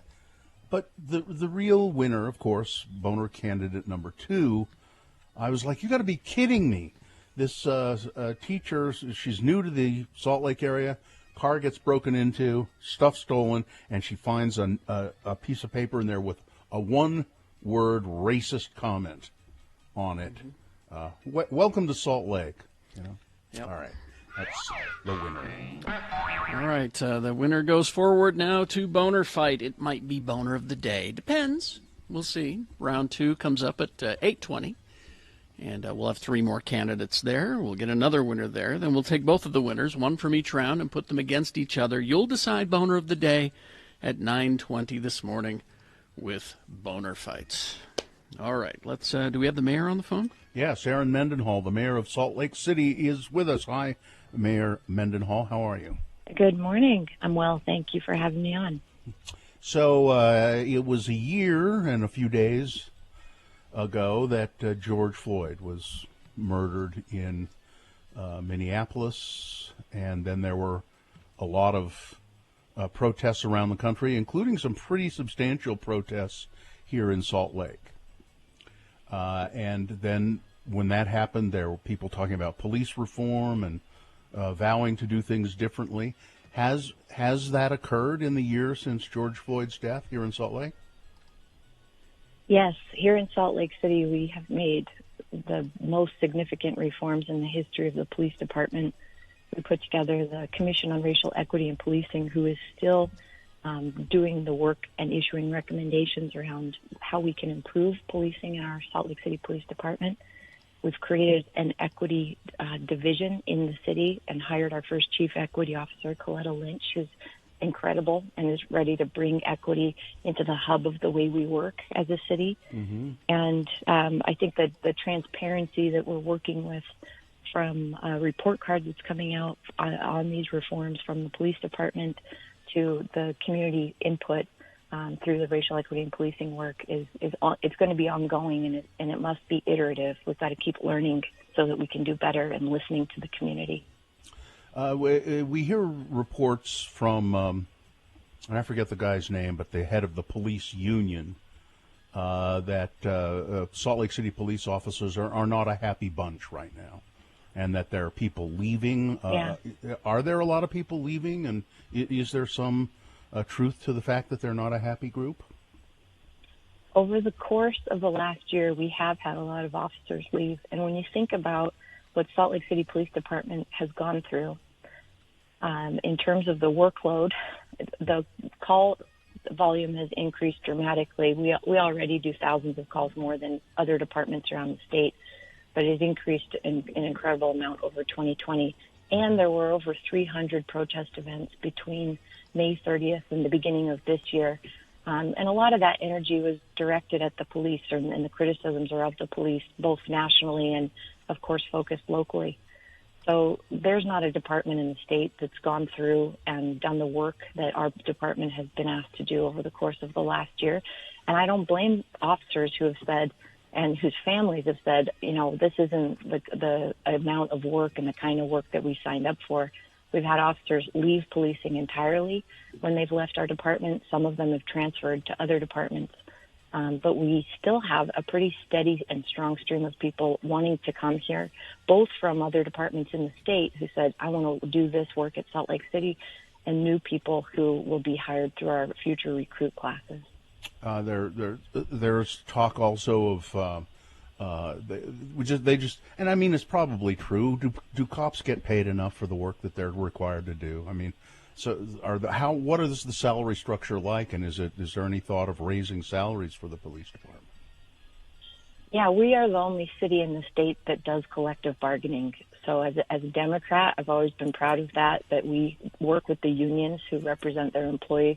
That means they come to the table and negotiate with us each year. Salary isn't always on the table. There's a schedule for when the salary is discussed, but we are in negotiations. We do this every May and June with the unions, and that will conclude with the conclusion of the budget when the council wraps that up in the middle of June. But it's difficult when you look at the collective package of all the benefits from life insurance, health insurance, all these other benefits. And when it comes down to it, though, we know that some officers will leave the department over $1 an hour or $2 an hour more, even if the collective benefits are ultimately more than where they're going. So that take-home pay is really, really important. And I think looking just at the collective benefits package isn't going to keep our officers here enough. So we're interested in increasing that amount. Whether or not it will happen in this budget is hard to tell because we're still in a deficit coming out of the economic impacts from the pandemic. The police chief, Chief Brown, he stepped into that job at a really difficult moment. His predecessor was fired or quit. I guess he quit, Chief Burbank. Chief Brown took over, and then things started really getting rough, even rougher in the police department. The chief serves at the pleasure of the mayor. I believe that's how it works, isn't it? Yes. So, how is your relationship with Chief Brown? My relationship with Chief Brown is pretty good. I think that mayors and police chiefs across the country have been through hell in the last year, and it's really changed the way that people should expect police departments to operate, and it's changed the way that cities need police departments to operate. So it's a ongoing adjustment, to figure out how do we do it better tomorrow, and to look at the hard things that have just happened over the last year and say, I don't want, if you don't want this to happen again, tell me how we're going to do it differently. So I think Chief Brown is in a hard job. Police chiefs across the country are in a hard job, and he's been doing a good job for us. So. Okay, well, these are all well and good questions, but we can close things up with a very, very important question that I just got via text here. What's that? Can you please ask the mayor if the lines around Liberty Park's track will be repainted? It's mayhem right now. It's important. God, welcome that question. That's a lovely question. Yeah. I got asked about dandelions the other day, and I just had to smile. Thank you for asking about They are dandelions. out of control. The dandelions are out of control. I know. Don't we care? Carrie, I'm going to have to get back to you on the paint status. Typical avoidance of apology. I'll let this texter know that the mayor has no comment. Okay. Yeah. Right. Typical politician avoidance. There we go. Thank you. Mayor Mendenhall, thanks so much for being with us. It's always a pleasure. And Main Street is closing down today, right? Yes. Yeah. So yes, that'll Main be fun. Street, each evening, Thursday, Friday, Saturday nights, the rest of the summer, come out and enjoy Main Street without any cars on it. Pedestrianize. Yes. Get out there and pedestrianize. All right. Thank you. Yes. Thanks, Mayor Mendenhall. Thank you very much. Bye-bye. Traffic, please, Gina. We have a crash westbound I-80 approaching Lake Point exit in Tooele County. Delays are backing towards Saltaire. Looks like the left lane blocked through there. Medical situation blocking the left lane of the on-ramp from 21st North to go northbound I-15 in Lehigh. Traffic is congested at the ramp there. Doesn't look like delays are too terrible through that area. And a crash northbound Redwood Road at Porter Rockwell Boulevard in Bluffdale. And what are you seeing? I don't know. I don't know unless you tell me. You got to tell me. Why aren't you telling me? Maybe they don't like you. 33986. All right. We'll take a break. We'll be back. Sean Means reviewing movies coming up after these, and round 2 of your boners. KXRK Provo. X96.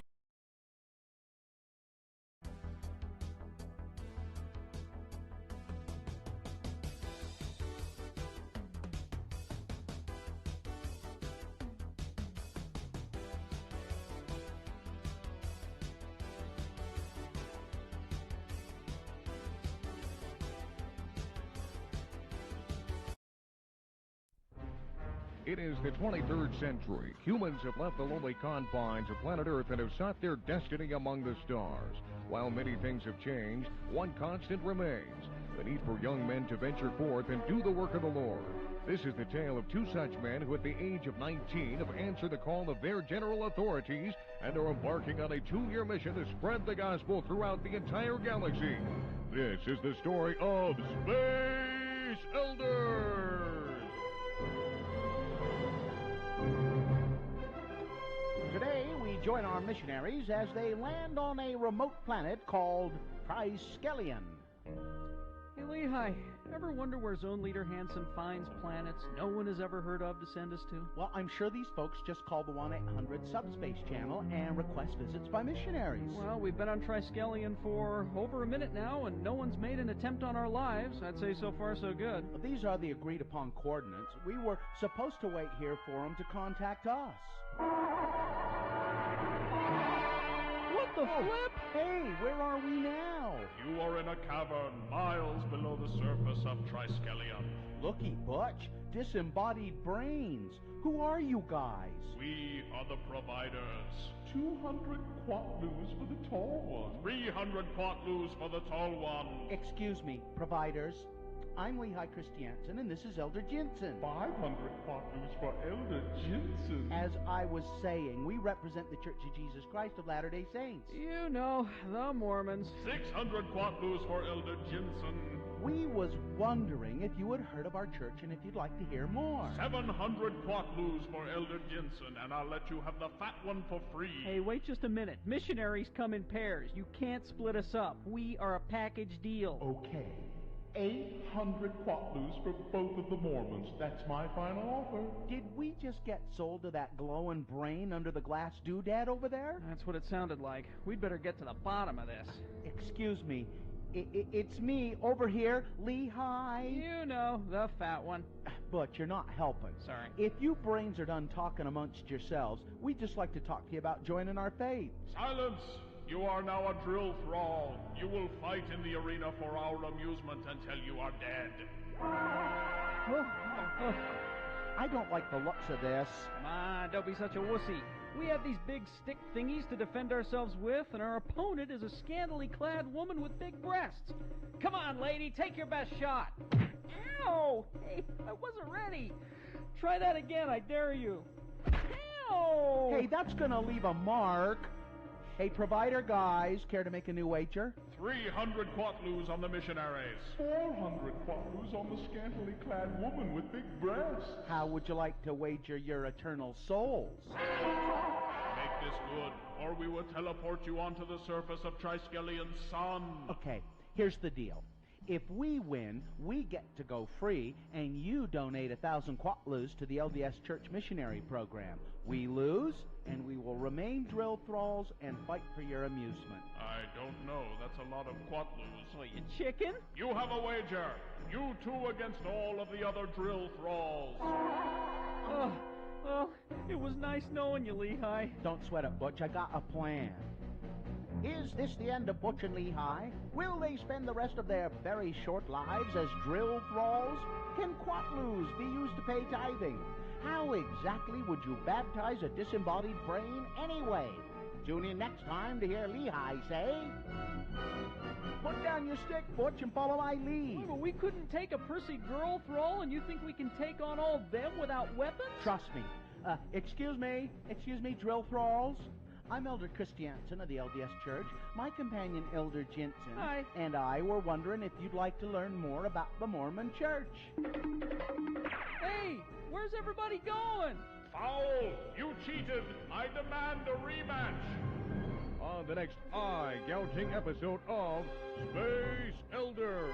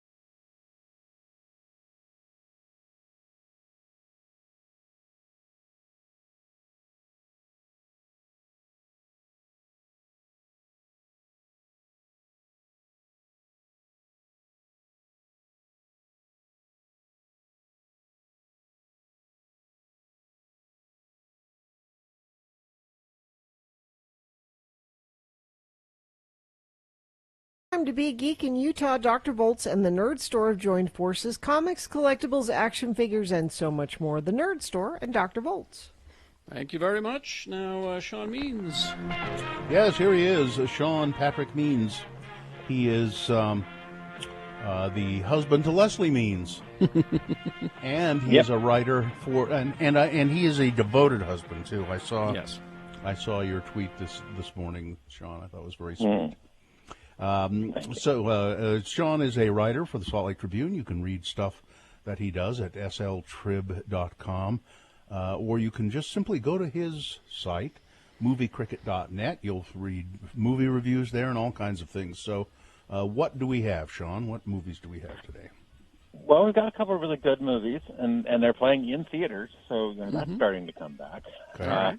But first we've got a really bad movie called American Traitor: The Trial of Axis Sally. This is low budget and very low quality historical courtroom drama. It's a true story of Mildred Gillers, who was accused of, during World War II, of delivering anti-American radio messages written personally by Joseph Goebbels, Hitler's propaganda boss. Mm-hmm. This is the movie tries to paint Mildred as like a pawn in a bigger game, but the actress who stars in this, she's a B-movie actress named Meadow Williams. She doesn't have the skills to make Mildred sympathetic. It's like she thinks, hey, this movie happened in the 1940s. I'll act like I'm in a movie made in the 1940s. Oh, that's bad. Yeah. That's not good. And Al Pacino is in here. He plays her lawyer, and he only chews about half the scenery he usually does. He's apparently on a scenery diet, but that's still too much. And this is just terrible from start to finish. American Traitor. It's playing in some theaters around town, and it's on demand, so you can ignore it at home too. Oh, good. I gave it 1 star. 1 star for American Traitor. All right. Well, let's get to the two that everyone's talking about. And where do you want to start? Let's start with A Quiet Place Part 2. Okay. You remember A Quiet Place? That really effective thriller. John Krasinski directed, and John Krasinski and Emily Blunt starred, and it's about a family trying to survive when space aliens attack, and the aliens are attuned to noise, to sound, to the slightest sound, so everybody has to be very, very quiet. Yeah. This is Part 2 is a really good companion piece to that. I mean, you didn't really need a sequel for A Quiet Place because it's just sort of a perfect self-contained movie, but if you're going to have a sequel, this is a good way to do it. But watching the first one will help. Because you'll understand why you only see John Krasinski in the flashback at the beginning of the movie. Shut up! Why here? Okay. We get to see the first day, the day the aliens attack, and that's in the prologue. That'd be interesting. And then we also run into Cillian Murphy along the way. He's like a family friend. He'll show up later. So we see that, and then we see Emily Blunt a year and a half later with her two teen children, trying to make their way through Maine or where Buffalo, wherever it is, and to find safety. It doesn't matter. It's a place. But they run into Cillian Murphy, and they try to use the teen daughter who is deaf, played by Millicent Simmons, who's from Utah girl. Yes. She's great. She's great in this. She's actually the best thing in the movie. Again. And you remember in the first movie, we found out that the noise from her hearing aid, if amplified, could like freak out the aliens, right, and stop them in their tracks long enough to shoot them with a shotgun. The sound design is great in this. The acting, Emily Blunt's great. Milton Simmons is great. It's just a really it's an effective sequel to the first one. So if you like the first one, you like the second one. So 3.5 stars. I have to go to the movies to see this. I can't see it at home, This right? is not I at have home, to no. go to the No. movies. You can give it, or you can wait 6 weeks or 9 weeks or whatever it's going to be, and then you can see it at home. Now, Cruella, you can see at home, I think, can't you? Cruella, you can see at home. It's in theaters, and it's also on Disney Plus's Premiere, so you got to pay the extra, the upcharge. This is Disney giving us a live action reimagining of one of its classic villains, and you remember that actually worked pretty well for Maleficent. So I think it works here. We start out with Estella, who's a little girl with half white hair, half black hair, who gets bullied in school because of that. And then later she gets orphaned. She becomes orphaned when a rich fashion designer's attack dog knock her mother over a cliff.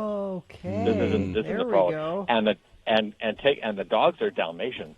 Okay. So now we know. Now we know. Little foreshadowing there. There we go. So Estella grows up. It's the late 1970s. It's the punk scene, and she gets a job working for that same designer, who's played by Emma Thompson.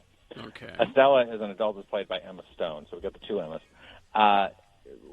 While she's working for that fashion queen, she also tries to establish her own punk fashion brand, and she uses an alter ego named Cruella. Cruella de Vil. There you go. Okay. That's where it starts, in the battle between the two Emmas, between Emma Stone and Emma Thompson. It is really fun. It's wickedly smart. The Stone and Thompson are clearly having a ball with all this, being very catty to each other, and the escalating war between the designers. If this doesn't get an Oscar nomination for the costume design, there's no justice in the world. Okay. The dresses and the fashion are so cool and so sort of integral to the story. This is really great. The weird thing is, people are going to say, okay, this is a PG-13 movie that's kind of dark in places. What's Disney doing with this? And it's like, who cares? It's got some rough edges. It may be more for grown-ups than for kids, but it is fun. It is just really enjoyable to sort of watch, bad people being bad.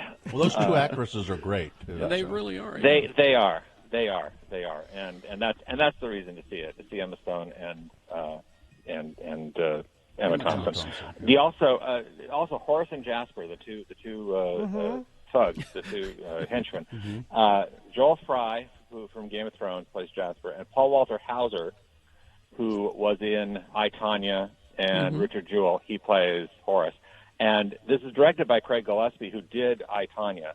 Oh. And you realize he's doing the Pamela Anderson Tommy Lee movie that's coming up. And so he has his penchant for turning bad people into interesting, sympathetic characters, and it just works really well. So Cruella, it's in theaters, it's on Disney Plus Premiere for that extra charge, and 3.5 stars. It's really fun. All right. Okay. Well, I didn't think this was going to work, but apparently it did. Well, there you go. So that's great. What's good to know. anything special next week? We have the new Conjuring movie, The Conjuring, The Devil Made Me Do It. And we have Spirit Untamed, because we needed a sequel to a 2002 cartoon that nobody remembers. Matt Damon. Matt Damon. Matt Damon is a horse. Matt Damon is a horse. Matt Spirit Damon Stallion is of a the Cimarron. horse. I remember it. Huh? You're the only. You and I are the only ones, Gina. All right. There you go. All right. I Thank remember. There you go. Thank you, Sean Thank you, Means. Sean. All right. I may take a look at that Cruella now. I wasn't going to, but I think you should. yeah, it's not just Sean. It's a lot of people are saying it actually works. You know? Isn't the original cartoon 101 Dalmatians? Yeah. That's dark. Oh yeah. She's gonna make the puppies into a coat. Yeah. She wants to That's kill them and dark. skin them, to make a coat out of them. Yeah, so why do people say, why is Disney dealing in this dark? The original one was dark. Cruella de Vil, one of the great Disney villains. As far My as I'm question concerned. is, if they think this is dark, then never watch The Watcher in the Woods, which is a Disney movie Also a that was Disney made movie. forever ago. Mhm. That is the most terrifying Disney movie ever. They So do their share. They do their share. You know what's pretty terrifying, too, is that Emma Thompson doesn't wear underwear. Is that coming up in the news? Yes. Okay. It is, as a matter of fact. We got then news coming up and round 2 of your boners. Do you Yep. want to tease us with that before we go to traffic? Sure. Here are the candidates you'll be thinking about.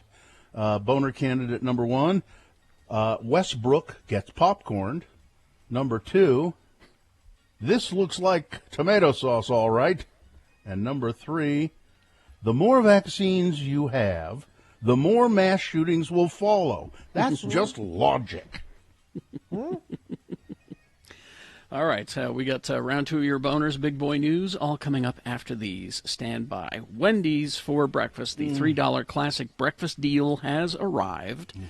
Now you're in traffic right now. Just be late. Just tell the boss I'm going to be late because I'm getting breakfast for everybody. Because for $3 you can get it for some of your. You don't have to get it for everybody in your office. Certainly not the you know who. Just the people you like. The ones you like and the ones you want to impress. A little, sucking up now and then is good for you. Right now at Wendy's, again, $3. Your choice of the classic sausage, egg, and cheese or classic bacon, egg, and cheese breakfast sandwich. And they pair them with these small seasoned potatoes that are crispy and hot and delicious. And again, $3. So the fresh cracked grade A egg on every breakfast sandwich. I like the sausage and egg, and you get melty cheese, and then the nice crispy potatoes that come with it. It's delicious. Just be a little late for work this morning. You won't be too late because they're really fast at the Wendy's drive-up. So the Wendy's $3 classic breakfast deal has arrived. Go get it now, Wendy's. The lightning round of Ask a Bullfighter. You could still get in a phone question if you want, 801-359-9696 or 877-602-9696. But we have a lot of text questions. How about your health insurance, Ammon? There must be some. There must be some restrictions, or you have to have. You must be risky. You have to have special health insurance, or what? I don't. It probably would be a good idea if you were going to do it. You've had injuries. That's a good idea. Just thinking about this, are you? All right. Hey, wait a minute. What did I think of that? So what do you? I mean, has your health insurance covered you so far? Yeah, on the cases where I've needed to go, a lot of the injuries are, you're just going to be sore. You can't really do much for it. Cinch you up. We just cinch you up on the kitchen table. Yeah. Until that big brain injury comes around, then you're going to wish you had it. Let's see. Text question. This is not me, of course. I want to ride a bull once before I die. How would I go about doing this? Good. Well, that's his bucket list, I guess.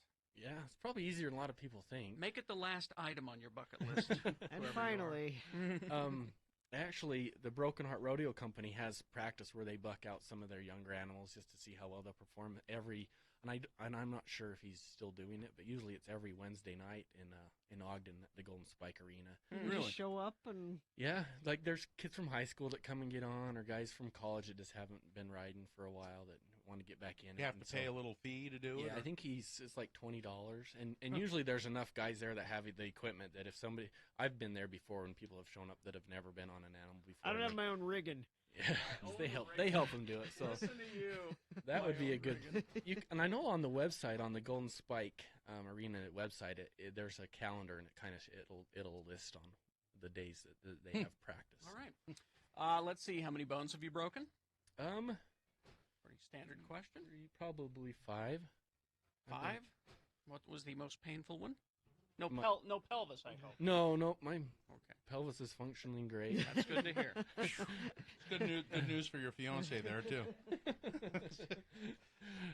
My worst injury is probably my ankle when I broke it and dislocated it. Have you ever seen a rider or bullfighter lose their life? I have not. That has not happened. Okay. Not where I've been. Thank goodness. Let's see. Do you have to be a big guy to be a bullfighter? Yeah, I would think because you're over 6 feet. I would think you'd want to be a little guy, like a smaller target. Yeah, I don't know. I mean, I don't know if I'm big or not, but this is my size, and the guy I work with is the guy that I fight bulls with. He's about my same size, and I kind of think of it as there's more cushion for the pushing, or I can take more of a hit. And so maybe if I was a little smaller, maybe if I was smaller, I'd break more bones because I got some padding. I don't know, but let's see. Growing up in Franklin, Idaho, where there was nothing to do, have you ever gone cow tipping? No. I actually we tried one time to see how close we could get, but they weren't really sleeping. So. Well, you got to make sure. Isn't that just a myth? I kind of think it is. You can't push a cow over when they're asleep. Gina? I'm going to look it up. That's bull. Look it up. That's bull is what that is.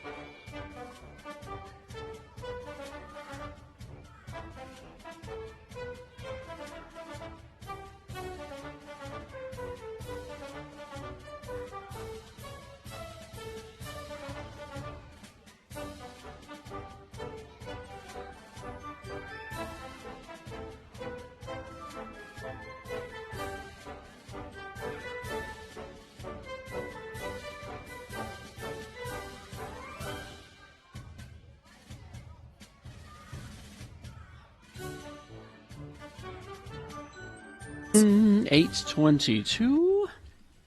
Time now for round 2 of your boners. Here we go. 3 news stories. These are news stories that are examples of bad, stupid, or funny human behavior. You will consume them in your ear hole, and then you will decide, of these 3, which one is the worst, which one deserves to go forward to Boner Fight to possibly become Boner of the Day. possibly, because if it wins here, it'll have to defeat the winner of round one's voting. Good candidate, which is why it's important in this round two to choose strategically. That way we get a good, fair fight. At 9:20, that's when Boner Fight happens. That's when you'll decide Boner of the Day for today. Right now, pick one of these three to send forward from this round two. Two candidates now, a third after the news. Once you've heard all three, you'll vote. One of you lucky random Boner voters will receive I can't buy it, gotta win it, Radio from Hell Boner t-shirt. Boner candidate number one, Westbrook gets popcorned. A livid Russell Westbrook, basketball player, he was just, and I don't blame him, a fan dumped popcorn on his head Wednesday, calling the person's action straight up bull S. Westbrook was on his way to the locker room after injuring his ankle during the Wizards playoff loss to the 76ers in Philadelphia when a fan poured a bucket of popcorn all over, down. It was on sort of in the balcony there, and poured it all over Westbrook's head. And it's just a waste of popcorn. That's Westbrook could not have been more heated as the kernels bounced off his head. He said he wanted to get into the stands and confront the fan, but he was eventually calmed down and ushered into the locker room. But after the game, he said the fan crossed the line. He said, to be blatantly honest, this S is getting out of control. This is happening more and more and more in the NBA. Fans being abusive, physically abusive to players.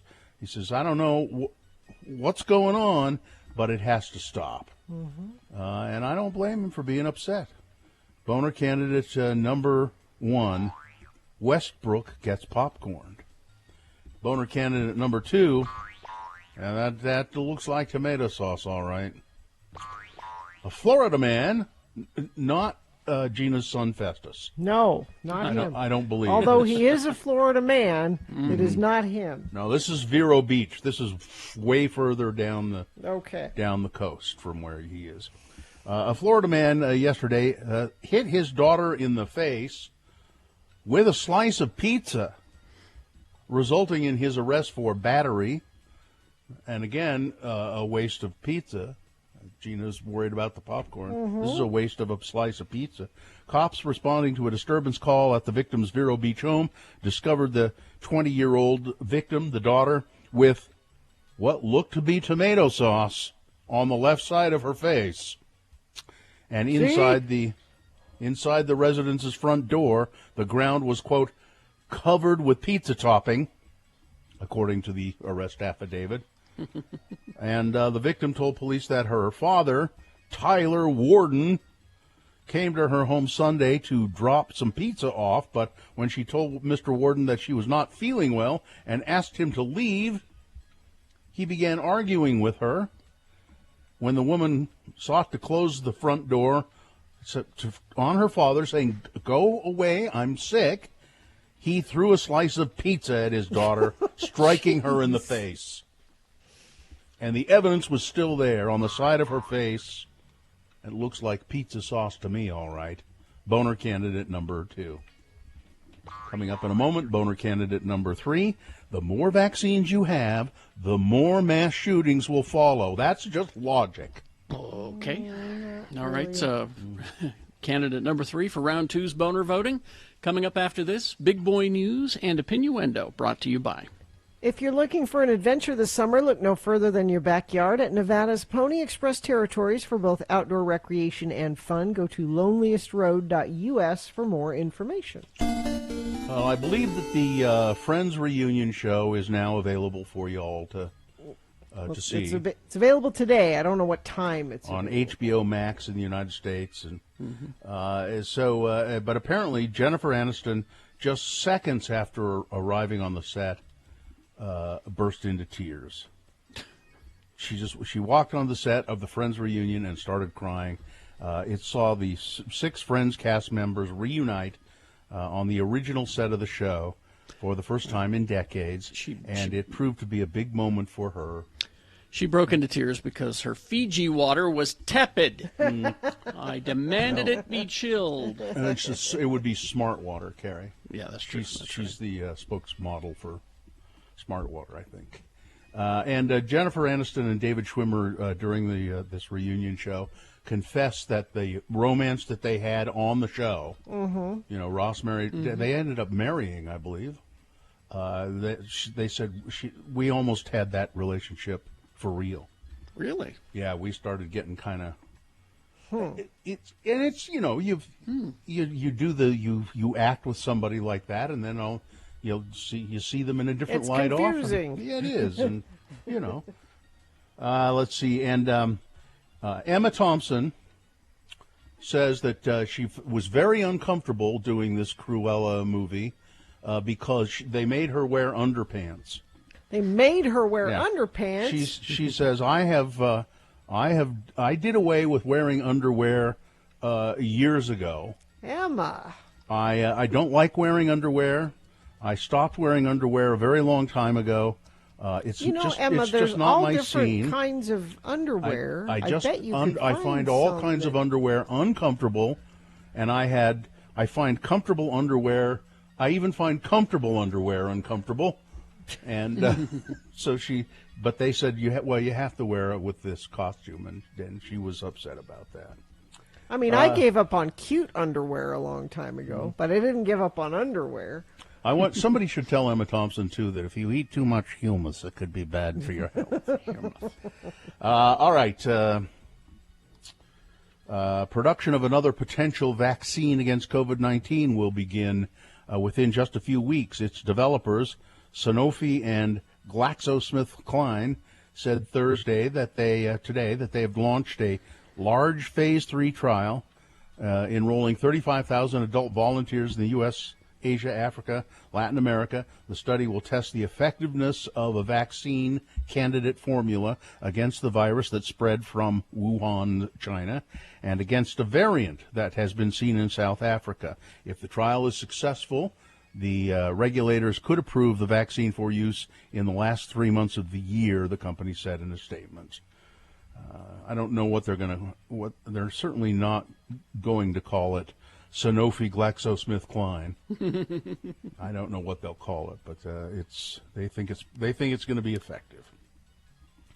Governor Spencer Cox, said Utah is in great danger, and he's asking the public to change behavior in hopes of dampening what could be the very worst fire season in state history. Much of Utah has been in severe drought. Many forests and brushlands are primed for burning.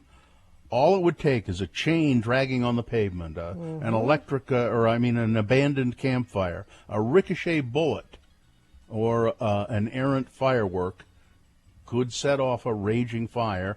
The scenario happened dozens, if not hundreds of times last year, and Governor Cox doesn't want to see a repeat this summer. We'll be enforcing laws around firefighting, and when it comes to controlled burns, when it comes to people using fireworks outside of the area they're supposed to use them in, people not putting out their fires, we're going to really go after enforcement of this. And I'm really worried about the firework thing. I mean, you guys know I hate them anyway, but I'm worried that you're post-COVID, we didn't really get to celebrate 4th of July and Pioneer Day last year. We're going to extra celebrate this year. Yep. It just scares me to death with the fires. And if Governor Cox has to come out with some severe fireworks restrictions, like a fireworks mandate. Yeah, I mean, I think he might have to. He's going to get crap from people. But my freedoms, freedoms. The mayoral candidate in Morlan, Mexico, was driving when she was shot to death by an unidentified assailant just a few hours after she'd attended a campaign event. She is the third candidate to be murdered ahead of the election day, June 6th, in Guanajuato, which has the highest tallies of intentional homicides since 2018. Mayoral candidate shot to death. 80 different politicians, I believe I heard, 80 politicians have been murdered in Mexico just this year. Really? Yeah.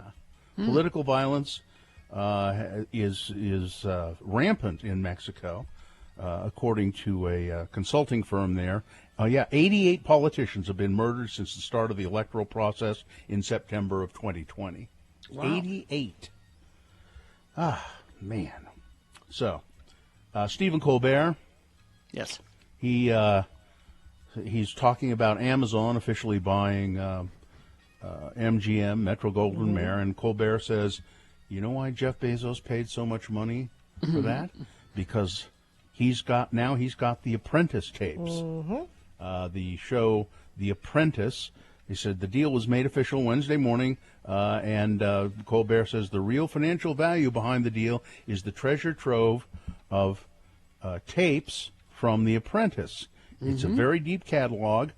We plan to reimagine and develop together with MGM's talented team. Oh, this is a spokesman for Amazon speaking. It's very exciting. It provides many opportunities, but Colbert says he's pretty confident that the acquisition will give Jeff Bezos the right to old footage of The Apprentice, including the infamous tapes that allegedly show Donald Trump making wild racist comments. Which, as juicy as they are, will not do anything to dampen anybody's enthusiasm for Donald Trump. No, but it will make it so that his supporters have to justify his racism, which will be fun, because they will. Holy mother of DVD extras, said Colbert. I think his name's Noel Castor. I follow him on Twitter. He used to work on The Apprentice show with Trump. And if you follow him on Twitter, he has all kinds of behind-the-scenes stories to tell you. Yeah. And Tom Arnold claimed to have some of those tapes, I think, from The Apprentice. Yeah, I think he just knew they existed. Yeah. I think you take everything Tom says and cut it in half and then half again, and that's probably where the truth is. But. All right, that's it. Sports, weather, traffic. Well, John Cleese must be so thrilled today that his Utah Jazz won last night. He was tweeting about it last night. Saw that. He said, what a lovely bunch the Utah Jazz are. A rich mix of the most likable personalities. Watch their demolition job tonight. I've got audio of Cleese talking about the game. Fine. There you go. See, you enjoyed it very much. And they did do much, much better. Donovan Mitchell back, and we are all thrilled to see him. And he will be playing again on Saturday when they meet Grizzlies for Game 3. That is at 7:30. Keep me on the bandwagon, that's all. Yeah, Radio from Hell. So now we like sports ball. Go Jazz. X96. Salt Lake Bees started a homestand today against Round Rock. I guess they're from Texas, and it's Thirsty Thursday there at the ballpark, and they'll be there the next 5 days. And the weather for the next 5 days looks like any one of those would be a great day to be outside and see a baseball game. Sunny and a high of 81 today. Tomorrow 82. Saturday 80. Why, it's just sunny and 80s as far as the eye can see. Let's see. Traffic has been pretty good this morning. We've only had a couple of incidents to tell you about. Let me refresh this quickly, see if there's anything new. Just a minor fender bender, I-15 northbound, approaching the 33rd South exit in South Salt Lake. Cars are on the right shoulder there, causing a little bit of slowage. That's the only thing UDOT is reporting. What are you reporting? Well, you need to text it to us to report it, 33986. Feel the music as computer graphics and lasers take you for a cosmic ride. Clark Planetarium's light shows play every Friday and Saturday. Tickets are available at clarkplanetarium.org. Here's boner candidate number 3. The more vaccines you have, the more mass shootings will follow. That's just logic. Okay. On Wednesday, a public transit worker allegedly, well, not allegedly, a public transit, they put that in there all the time. A public transit worker in California shot 8 people to death and then shot himself in San Jose. The suspect worked for the Santa Clara Valley Transportation Authority, which serves San Jose and Silicon Valley. Well, during Fox News' live coverage of this massacre, former NYPD detective Pat Brosnan made a bizarre statement in which he claimed that getting the COVID-19 vaccine will embolden would-be mass shooters. Anchor Harris Faulkner began by asking Brosnan about the close proximity of a sheriff's office next door to the rail yard, asked him how that might have made a difference in terms of speed and nature of the police's response to the shooting. Brosnan gave a weird, barely intelligible response in which he sarcastically referenced, quote, the Summer of Love 2020, an allusion to the mass protests that happened across the country in the wake of the murder of George Floyd. And then Brosnan seemed to be arguing that supposedly tax law enforcement has sent a message to potential mass shooters that crimes are no longer illegal. And then he said that because of the COVID pandemic, mass shooters were afraid to come out and shoot people. But now, is this real? With more people being vaccinated, more mass shooters will come out. Is he drunk? What? I don't... No. He believes this stuff. Yeah. And that's why he's on Fox News. Yep. He is a former New York City police detective. Boner candidate number 3. The more vaccines that you have, the more mass shootings will follow. It's just logic. All right. Let's review the first two and vote. Boner candidate number 1. Russell Westbrook gets popcorned. A fan dumping a whole bucket of popcorn on Westbrook, who was injured and leaving the game. And, it's just unconscionable behavior. Boner candidate number 2. Yeah, that looks like tomato sauce, all right. A Florida man arrested for hitting his daughter in the face with some pizza. And boner candidate number 3, the more vaccines you have, the more mass shootings will follow. It's just logic. Okay. Here we go. You've got to decide of these 3 candidates, which one is the worst, which one deserves to go forward to Boner Fight, possibly become Boner of the Day. Winning here secures a spot in Boner Dome and ensures that it will go up against the winner of Round 1's voting. All right. So we'll take the winner from this round, the winner from Round 1, put them against each other. Boner Fight is decided by you, by vote, at 9:20 this morning. So let's pick one of these 3 from this Round 2 to send forward. 1, 2, or 3. Remember your candidate number, the one that you think should win. Put that single digit in the message of a text, and then text that to 33986. All right, easy. Or call the producer's booth at 877-602-9696. Use your voice to vote. Or go online, x96.com. Look for the box that says Boner Voting May 27, 2021, and vote there. And if you don't see that box, refresh your browser. It'll appear, and you can vote online. Easy. You have until the end of these messages to do it. Let's go. This is Round 2.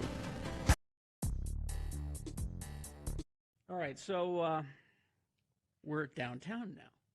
We're Broadway Media. Yeah. Because our building is on Broadway. Yeah. Third South. Now, the mayor has taken an awful lot of time and money to build very special bicycle lanes. Yes. Here on Third. Dedicated. They're very nice. Dedicated. So I'm walking down Broadway yesterday, and here comes a bike rider toward me on the sidewalk. Jerk. On the sidewalk. He's on the sidewalk, riding his bike down the sidewalk, coming towards me. Wienermobile! Sorry. For some reason, the Wienermobile's outside. I'm sorry. I knew she'd do that. I ignored it. You ignored the Wienermobile? I did. You can acknowledge in your head the Wienermobile when someone's in the middle of telling a story. I'm sorry. It's on Third South, Broadway, where your story takes place. So the bike's coming toward you. Bike's coming toward me on the sidewalk. Tell the story to me and shut up, Mike. Yeah. And so and this is exactly how I did it. I wasn't a jerk about it. I wasn't, hey! I never did that. Mm-hmm. I went like this. Bike lane. You could use the bike lane. Said it exactly like that. Mm-hmm. And as the guy zipped past me, he yells, "F off." Hug off. I mean, why? I would think you would prefer to use the bike lane. Sure. Why would it be more attractive to drive down the sidewalk than What sort of the bike lane? What could you tell? What sort of It was biker and well, he was casual, I think. Was it a hipster or was it, It was a guy? kind of a hipster. Or was it a DUI It was guy? a mountain bike, younger guy, no helmet. Not a DUI guy. No. But then a minute later, so I just kept walking. A minute later, he scoots right up next to me. Were you nervous? And I'm like, I didn't know what to think. He said, "Dude, I listen every morning. That was an awesome interaction." He turned around and came back. He realized who it was that he had just told to hug off. Yeah. And I went, okay. I just, the mayor spent an awful lot of time and money on that bike lane. I just thought you might want to use it, is all. Did he explain why? He rambled about how he's a passenger, he's a rider, he's a pedestrian, he just goes wherever, some sort of crazy. Oh, he's like... It didn't make any sense, and I just kept walking. So. But he turned around and came back. Did he apologize? Did not apologize. I think that was his way of apologizing. Saying I listen to your show. Saying is I an listen to your show apology. every morning after I tell you to F off. Well, I don't know. I think I might have said, that doesn't make it okay. I didn't care to interact anymore. Once he started going on about how he's a pedestrian and a passenger and all Doesn't make any sense. I went, okay, I don't want to talk. I don't want to talk.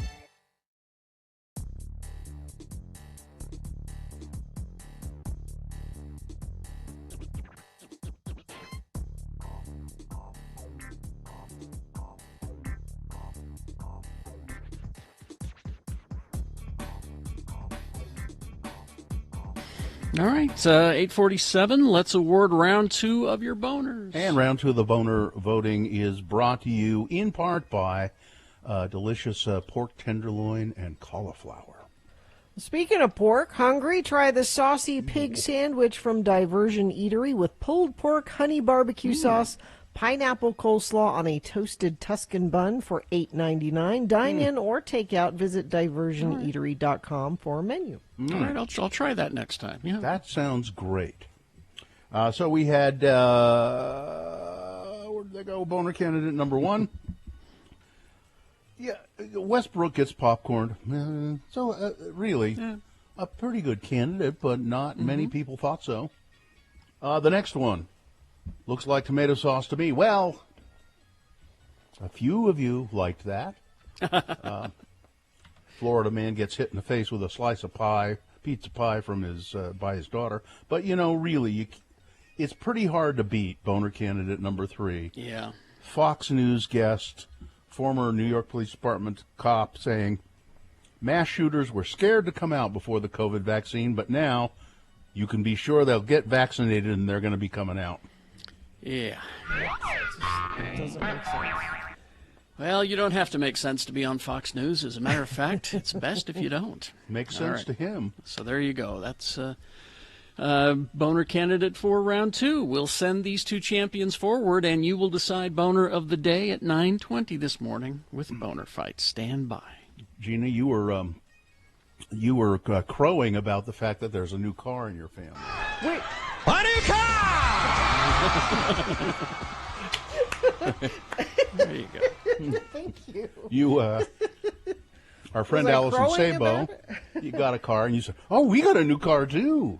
Yeah. So Muhammad, my 13-year-old, he's a bit of a gearhead. Oh, is he? He Okay. He likes watching videos on building engines and tinkering with stuff, and we have a lawnmower that he's been sort of playing with the engine, and so he's interested in those kinds of things. And he's been talking for a while about wanting a project truck. Is he mowing the lawn, by the way, or is he just messing around with the No, lawnmower? he's just messing around with the Well, to really test that, Muhammad, there's one way. Right. And so Joe's been sort of keeping his eye out for it. So Muhammad, he keeps saying, I want a square body. Huh? Square body, meaning an old truck. Oh, okay. Okay. I remember hearing that term. I just forgot what it was. Yeah, it's a square body. I'm looking for a good square body that we can work on. So Joe's been sort of keeping his eye open for one. And last weekend, after Muhammad did all of his chores, he said, "Think we should go look at this square body I saw with a for sale sign in it?" Well, it's like it was Christmas morning. You think we should? Yeah. So you go meet a guy in a parking lot like you do. Yeah. And I sent Katie the picture. I don't know if we're going to be able to put that up or not. But working on it. We're having some computer issues. Oh, today, so. There it is. If you go to x96.com/live. Mm-hmm. Oh yeah. It's a a square body, all right. Yeah, it's a square body. It's a 1978 Chevy Cheyenne. Mm-hmm. Okay. And this truck has been taken pretty good care of. Mm-hmm. Now the seats, they have the original. The whole interior is original. They're all red inside, red cloth seats. And you're like, how do red cloth seats last from 1978 till now? Well, you know they had one of those seat covers on it forever. Mm-hmm. Kept it protected. Red shag carpet. Wow. Sexy. Wow. Okay. Yeah? AM radio. Uh-huh. That works. Okay. And well, good. He'll be able to listen to Glenn Beck. Yeah. I'm sure it's already preset in that truck by the looks of it. Yeah. And so money changed hands. Mm-hmm. Hands were shaken, and we have a truck. Where is it? It's at this is a farm truck. It's a farm I see. project truck. And it's a standard transmission, which I was super excited about because I love to drive a standard transmission. Mm-hmm. So we took it out on a dirt road, and I got to shift. Wow. It's fun. It's hard to find standard, and don't come at me with your on the steering wheel. There's the standard transmission, and I shifted up here on this. No, I want it on the floor with my fist on the top of it, shifting up, and I want that, and I'll got bet that. I'll bet you're really good at it. I am actually. And so we drove, and Muhammad wants to learn how to drive it. So you do the thing that I'm sure your dad did, Carrie, teaching you how to drive a truck. Is he pushes the clutch and lets you shift it? Well, It's good you're teaching him this, because I was always taught that if you don't learn how to drive a manual first, then you're not a true driver. Exactly. And my first car was a manual, so yeah. My first car was named Emmanuel. But there are fewer and fewer of them out there. But so we're out driving the new truck, the new old truck, and Joe's driving, and it's bench seat, which is also weird. When was the last time you sat on a bench seat of a truck? So Joe's driving, Mohammed's in the middle, and I'm on the outside, and Mohammed's kind of fiddling with the stuff on the dash. And what's on the dash there but what's cigarette this? lighter? Yeah. Cigarette lighter. And he pushes it in. Yeah. And Joe's like, "What's a cigarette lighter?" And he's shocked that this is actually a thing that exists. I used to use them all the time. New cars still have them. I mean, no, don't they? No, I don't think so. New cars don't even have ashtrays anymore. I don't think there are cigarette lighters in Nope. cars anymore. So, Nope. but he was baffled. Like, he thought Joe was joking. Like, okay, what is this really? He's like, no, it's a cigarette lighter. If you push it in, it gets hot and you light your cigarette. Well, of course, he pushed it and pulled it out. And like, does don't.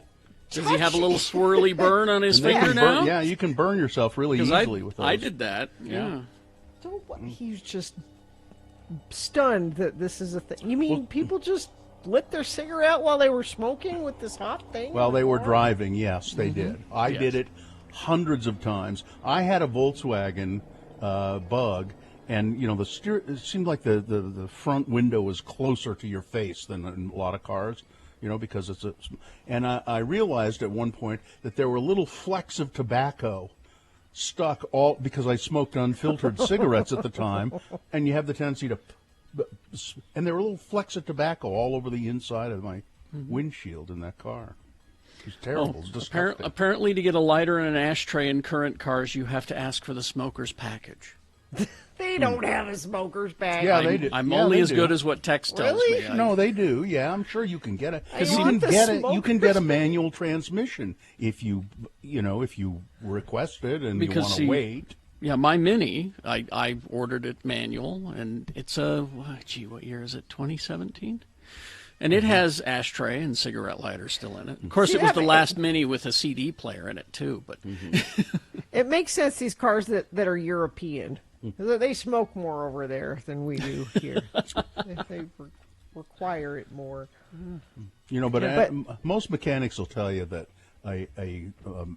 just an automatic transmission is much more efficient at doing its job than you are shifting the car. It's it feels like you're actually driving the car, like you're part of the process. I'm making this car. Well, go. I feel that way by adjusting the radio. That's what I do. This is they still make it so you can add them to the 12-volt DC outlets. 12-volt chargers doesn't work with cigarette lighters. Someone who has a 2020 car, yeah, they put in the 12-volt chargers that that plug. Yeah. thing. But Joe was up late the other night downloading the 266-page manual for the 1978 Chevy. So you're going to let him tinker with it? There is tinkering going to happen. And what kind of tinker? I mean, if it runs well and it seems in good shape, you're going to let him ruin it, is what? No, he and Joe, it's their project. They're going to, fix it. It needs some fixing up. It's in really good shape, but it needs some... So that's a great little father-son project. Now, what are you and Jonesy going to do for a mother-daughter project? Do I need a project? Yeah, Why don't you it teach her sounds to like drive you a should. stick? There you go. Wait, why not do the podcast, Gina? Yeah, I know. you- We'll podcast, we'll yeah. do that. And make it a podcast about learning how to drive a stick. Okay. I'll teach her how to drive a stick. No, That'll you be should- an episode. You probably ought to make doilies and antimacassars and learn how to knit. Make All right. doilies. Yeah, make doilies and stuff. Pot holders. People want to know if it has wing windows.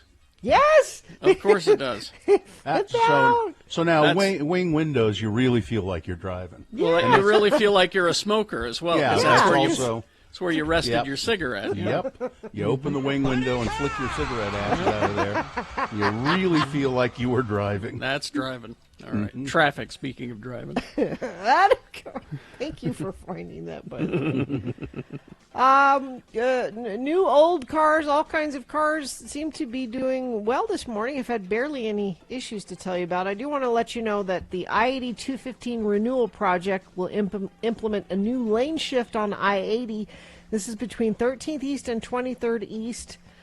This is going to start after Memorial Day, but it's going to be a pretty big traffic affecting. You might have seen it if you've driven on I-80 in the last little while. There's a bunch Yeah. of construction equipment. They're getting ready to do major project there. Yeah, it's going to be a thing. So just be aware of that. That's traffic. All right. We will take a break. We will be back with your potty break song and your boner fights and all of that on the way. Stand by. Let's see. Oh, ranlife.com. You know, I have done 2 refinances with Ran Life, my old mortgage, and they got me a lower rate both times, and they can probably help you out as well. Mortgage rates are lower than they've been in memory, I think. And call Ran Life and talk to them, and they'll look over your current mortgage and then compare it with the rates that are available now. And, you know, it's a great time to refinance. You lower your rate, you can skip a payment, you can pay off some debt, maybe get rid of your mortgage insurance, and everything will come out in your favor. But you have to talk to Ran Life about it. They're a local mortgage company based here in Salt Lake City, and they know what they're doing. So get a hold of them. And if you're a first-time buyer, they have mortgage money available for you as well. So call Ran Life, 801-478-4500. That's 478-4500, or go to ranlife.com. Let's see, Gina, if we can maybe recreate. This is before Carrie signed on. It was just you and I. It was just you and I on the line, and this is what happened. Okay. Gina said to me, "Good morning." Morning, Bill. Hi, Gina. And then you asked me how I was. How are you today? Well, I'm doing pretty well. How are you? I'm fine. I may have to go to the Instacare later, though. I may have to. So that's so Gina. Hang on. Oh, I'm fine. There we go. I'm fine. I may have to go to Instacare later. So you're not fine. I mean, no. I guess I'm. I mean, So- other so- than this one thing, I'm pretty good. What do you, now? Let me guess. Okay. You have a boil that may need to be lanced. No. You've broken your ankle. I don't know. Oh, we're getting warm there. Well, Getting warm I think there. I heard her mention her ankle earlier. Did you trip along with Mitt Romney? Did you both trip? Were you together? We were walking together. Were you don't want to admit roughhousing it? with the kids? So remember a couple of months ago when I one time ordered dog food to be delivered, and I felt really bad for the delivery guy because it's like 50 pounds, and I'm like, I'm not doing that anymore to my poor delivery drivers. That's all You they mean do all day. The delivery drivers who get paid for lifting things and delivering things, and It's one thing to drop a 5-pound package on my doorstep. It's another to drop a bag of dog food. okay. So I fed Riley yesterday morning, and I noticed she was out. Like, okay, well, today I got to go get dog food. So I put on my clogs that have a tiny heel on them and went to Sugar House Commons to go to the Petco to get her Science Diet perfect weight for fat golden retrievers dog food. And the curbs at Sugar House Commons are uneven. Like, you know when you're carrying something and you step off a curb and you curb and you have a sense of, well, that should be where the ground is. It should be right there. And oh Sure. no, it's a good 3 or 4 inches more than that. So your Yes. Now, momentum is Were you carrying carrying you. a heavy bag of dog food at the time? So I was carrying things and I rolled my ankle, and I didn't hear anything snap, but it was sharp, instant pain. So much so that I thought, I don't know if I'm going to be able to drive my car because it was my right foot. So I hopped into the driver's seat. Yes. And I sat there for like 20 minutes going, okay, what am I going to do? No, you were doing this. You were doing this for 20 minutes. Yes. Yeah. Yes. Exactly. Did you see me? Did you have any plan as to what you would do if you couldn't drive your car? No. No plan. 20 minutes. You couldn't have said, maybe I could call my sister, my husband, my mother. Maybe I could call. No, that never occurred to you. No. Okay. All right. So I wasn't that far from home. You know how you always think, no matter where you are, I can make it home. It could be an hour away. I can make it home. So I made it home. Yes. And my husband called, and I did the same thing to him, Bill, by the way. Hi, babe. How's it going? Hey, Yeah. Boots. Hey, Yeah. Boots. Hey, Boots. How are you? What's going on? I'm good. Well, except maybe Yeah, this what? thing. And he said, do you want me to come home? I said, no. I'm fine. No. And he said, well, at least call the telehealth and talk to them and see what they say to do. So I called the telehealth. And they said, put ice on it. And they said, put ice on it and take When ibuprofen. she could have called me. But she also said, can you put weight on it? Okay. Well, what? You mean like a barbell or something? No, like me. Can I Something put really weight? heavy. Yeah, exactly. And so this is where the negotiation happens. Yeah. So I'm like, well, kind of. Mm-hmm. But it hurts really bad. Mm-hmm. You know, I don't want to go to Instacare. I don't. So I talked myself out. I'm like, yeah, I could put weight on it. And she's like, well, as long as you can put weight on it, just ice it and take ibuprofen, and it's probably okay. It really hurts to walk on it. Well, yeah, it would this morning, yeah. So Because you've pulled all those muscles, and they're going to be sore after a night of sleep. Here's the trick. Have you got ice on it right now? No, I have it propped up, but You should put ice on it now. But here's the trick. When you do decide to go to Instacare, how are you going to get there? Good question. Well, my mother called me last night. Oh, thank God somebody called you so that you could ask for help. Oh, good, yes. Well, she called me because I had, about an hour prior to this incident, made us mani-pedi appointments because it's her birthday this week. And I thought I'll take her and get her a mani-pedi. And so she called me and she said, I'm excited about our mani-pedi. And I said, well, maybe I could do the mani. I don't know about the pedi. But no, I didn't call her to tell it. But so she said, let me know if you want me to drive you to the Instacare.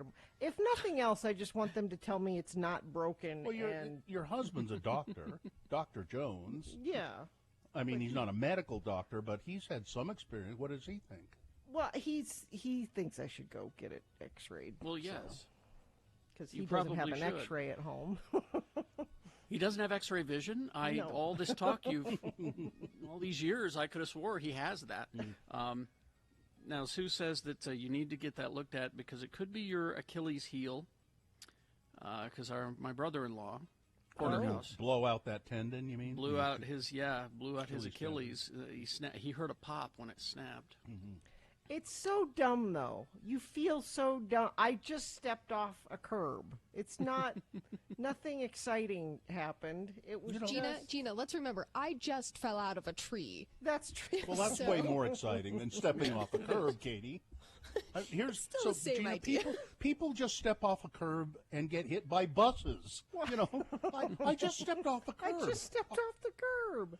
You just feel dumb. You feel dumb, though. You feel like, and you can feel it happening. Like, I'm putting my foot down. I'm putting my foot down. The ground should be there. Where's the ground? Where's the ground? It should be right there. Oh, there it is. Well, often a sprain is more, they say, is often more painful and, it'll get more swollen and than a break. Is it all purple and everything? Yeah, and it's swollen, and I just want someone to look at it and go, "This is what it is," and maybe wrap it up really tight or something. Because get some ice on it, right? Though even now, people are saying sprains hurt worse than breaks, so it's probably what and they're curious as to whether the dog food is still in your car. No, I sent the kids.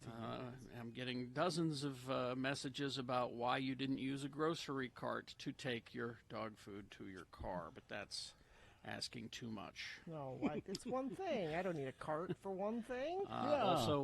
Also, if the doctor asks how you did it, use your son's example and say you were wrestling a bear. A bear, yes. All right. Okay.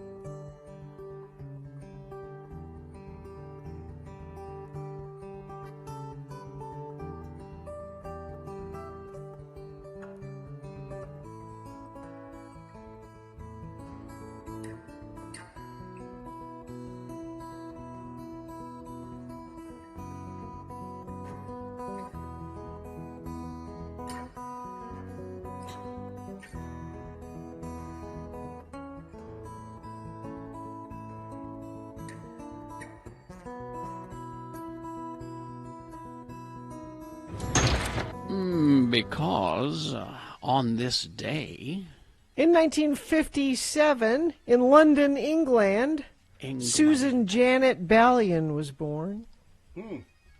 Susie Sue. better in known as England. In England, Where from the Engs are Susie- from. Susie and the Banshees. And then wasn't there somebody in the band named Budgie? Yes. Yeah. Guitar I see them. player, I believe. I saw them at Kingsbury Hall for some reason. Yeah. Well, I saw the reason I saw them there is because that's where they were playing. But I saw them there for some reason.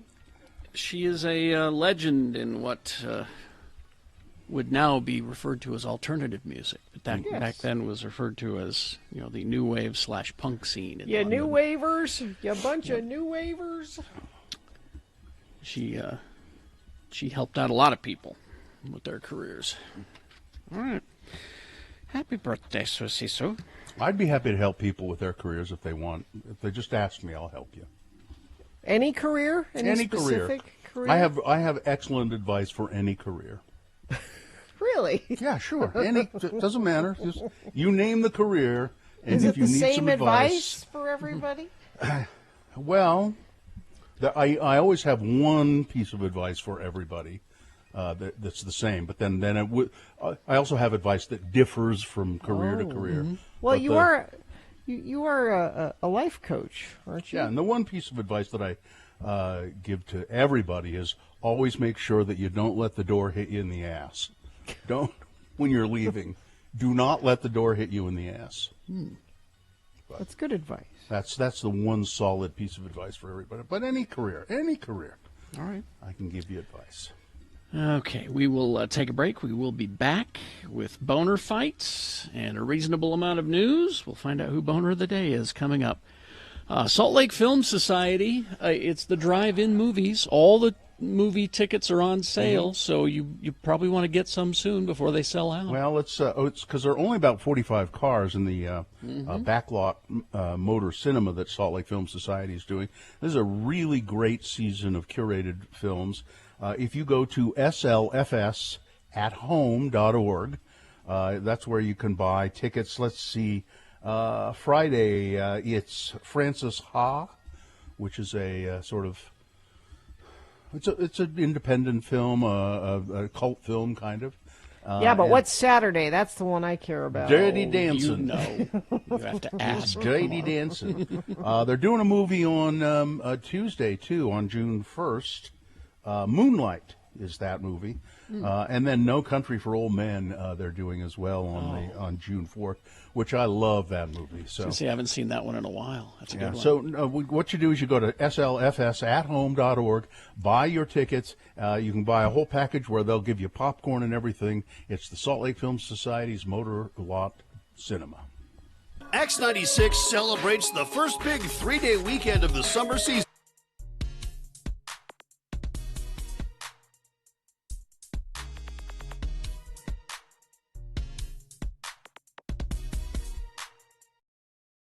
I've just been meaning to ask you, Gina, the last 3 days, and I forgot.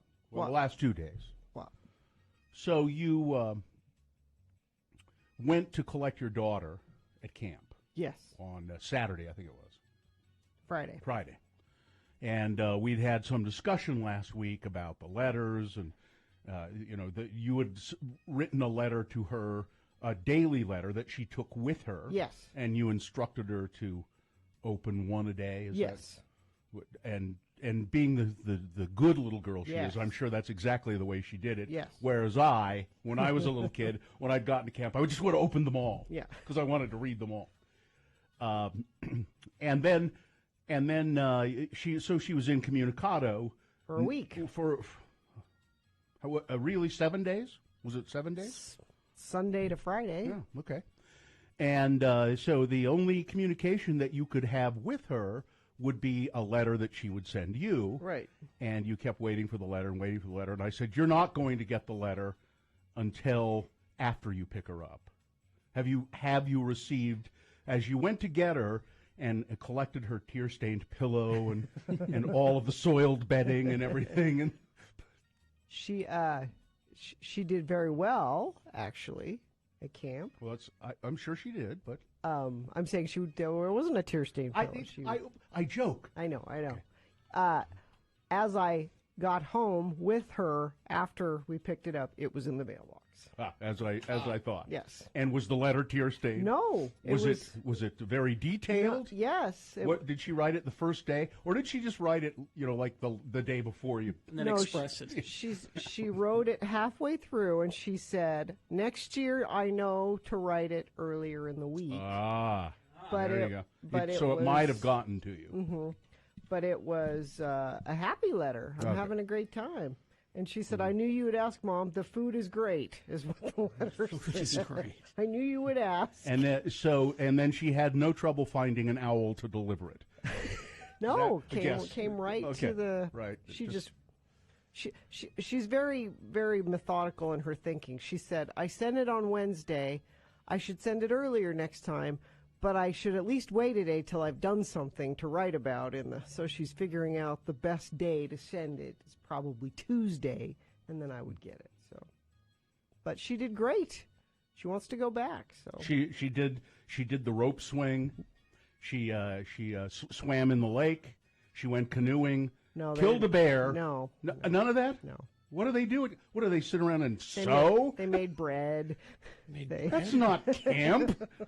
You go out. You got to go out and kill squirrels and play capture the flag at night, and then kids get lost in the woods. At the very least, play with the fire. Yeah, roast no fire. Poking a stick in it? No. They made bread. They had morning meditation. What? Sissy camp. We did yoga, Mom. She loved it. That's all that matters. Sissy camp. Okay.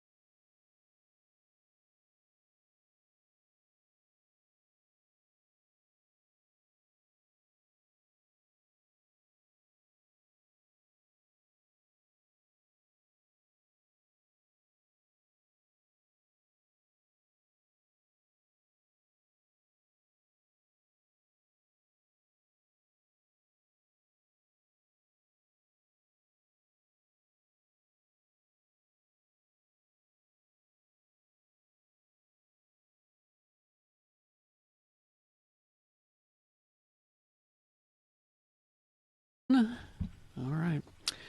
We do have Boner Fight coming up here in about 6 or so minutes. So before that, a reasonable amount of news brought to you by Young Power Sports in Centerville is Utah's newest power sports dealer. Tri-City Performance is now Young Power Sports in Centerville, your Polaris and Victory motorcycle dealer. See inventory online at youngpowersports.com.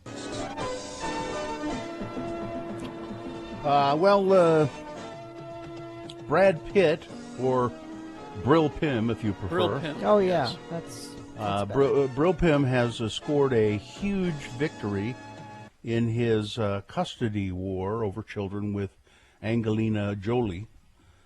He has won joint custody of their children after a judge found her testimony lacking credibility. You would think that a great actress like Angelina Jolie could convince a judge of anything, but no. Said, no, it's not credible what you're saying.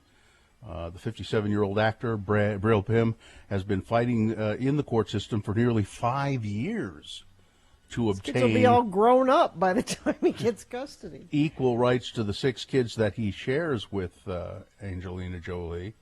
A source told the Daily Mail he is relieved. His only intention is to be able to spend more time with the kids. Their parents, Jolie and Pitt, were parents to 6 kids, 5 of the minors still.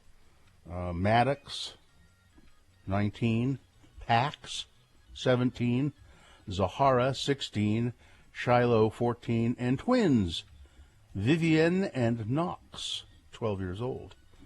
So after months of testimony, the judge said, your stories are not quite, they're just not quite holding for me. Yeah. And Brad Pitt seems to be very sincere. So he's sober. He's been therapy. There you go. So Juan Williams, he's now out at Fox News. He was on a program which I've seen a few times. It's called The Five. So I guess it's just going to be The Four. Juan Williams was the only liberal voice on that show, and he was constantly arguing with Greg Gutfield and who else is on there? I can't remember who else is on there, but it really doesn't matter. They're all the same. So, and he was kind of aware that he was a sort of a pawn, a foil. Fifth wheel. Say a fifth wheel. Well, he knew he was there so that they could smack him around. Yeah, it's the appearance of fairness. Mm-hmm. He's been on that show though since 1997. Williams was diagnosed with COVID-19 a few months ago, so the program had to go to remote locations like we have.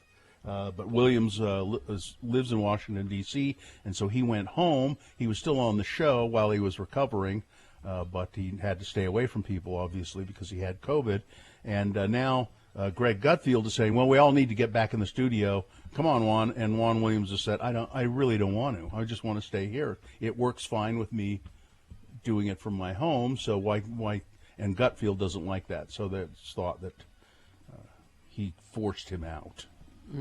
Of it. So I don't know. They'll put another liberal in there. I don't know. Why bother? Just have it be the four. Why you should just have it be the one, and have a stand-up comedian Greg Gutfield. Didn't he do stand-up? Do I remember that correctly? No, Gutfield's got an alleged comedy show that they're doing now. Because I think he did comedy. Like a late-night show. He did comedy in the past, too. I mean, he's terrible. Yeah, he is. And Juan Williams, by the way, just if you don't know, a really well-respected journalist for a number of years. He wrote about the civil rights movement. He wrote a thing called Eyes on the Prize, the history of the civil rights movement. And so Fox 13 here in Salt Lake was talking to the fire chief,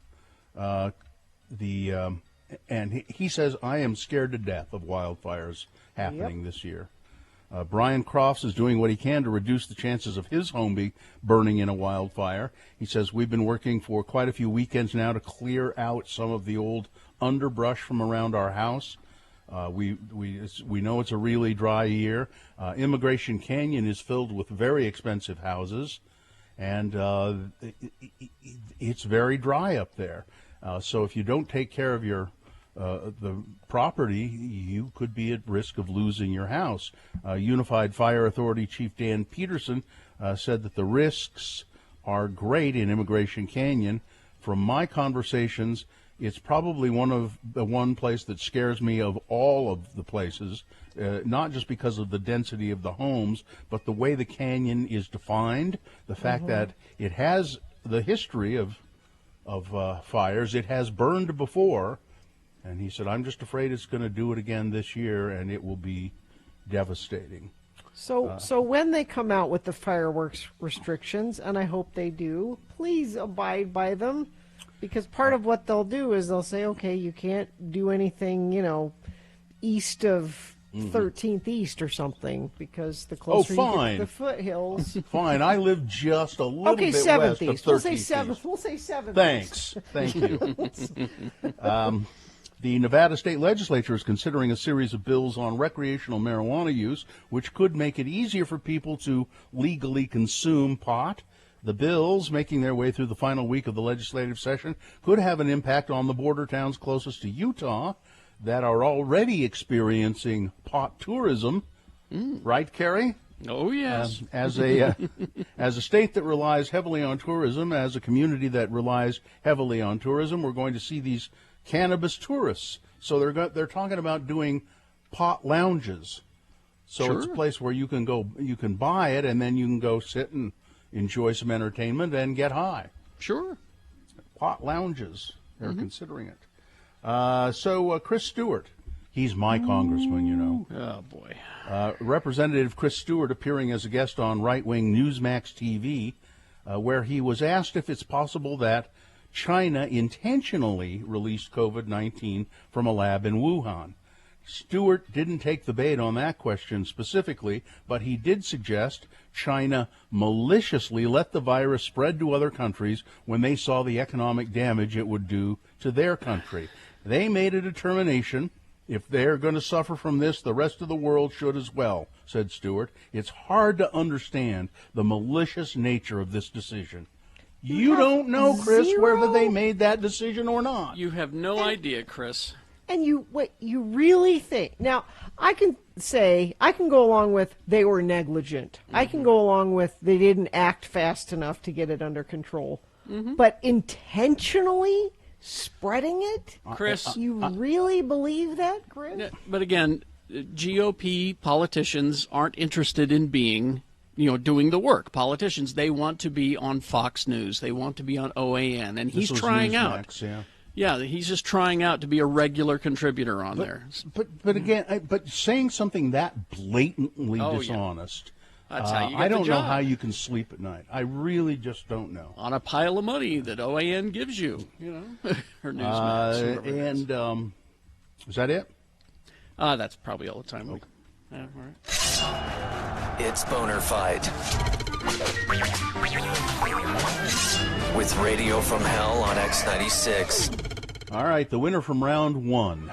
Pretty strong candidate. It was titled, I was like, you got to be kidding me. A special education teacher new to the Salt Lake area. Car gets broken into, the glass smashed in her car, things stolen from the car, and then she finds a scrap of paper in the car with a one-word racist epithet written on it. She said, I just can't believe it. I just, losing my stuff, that's one thing, but this racism is just awful. That's Boner candidate number one. Going against Boner candidate number two, the more vaccines you have, the more mass shootings will follow. That's just logic right there.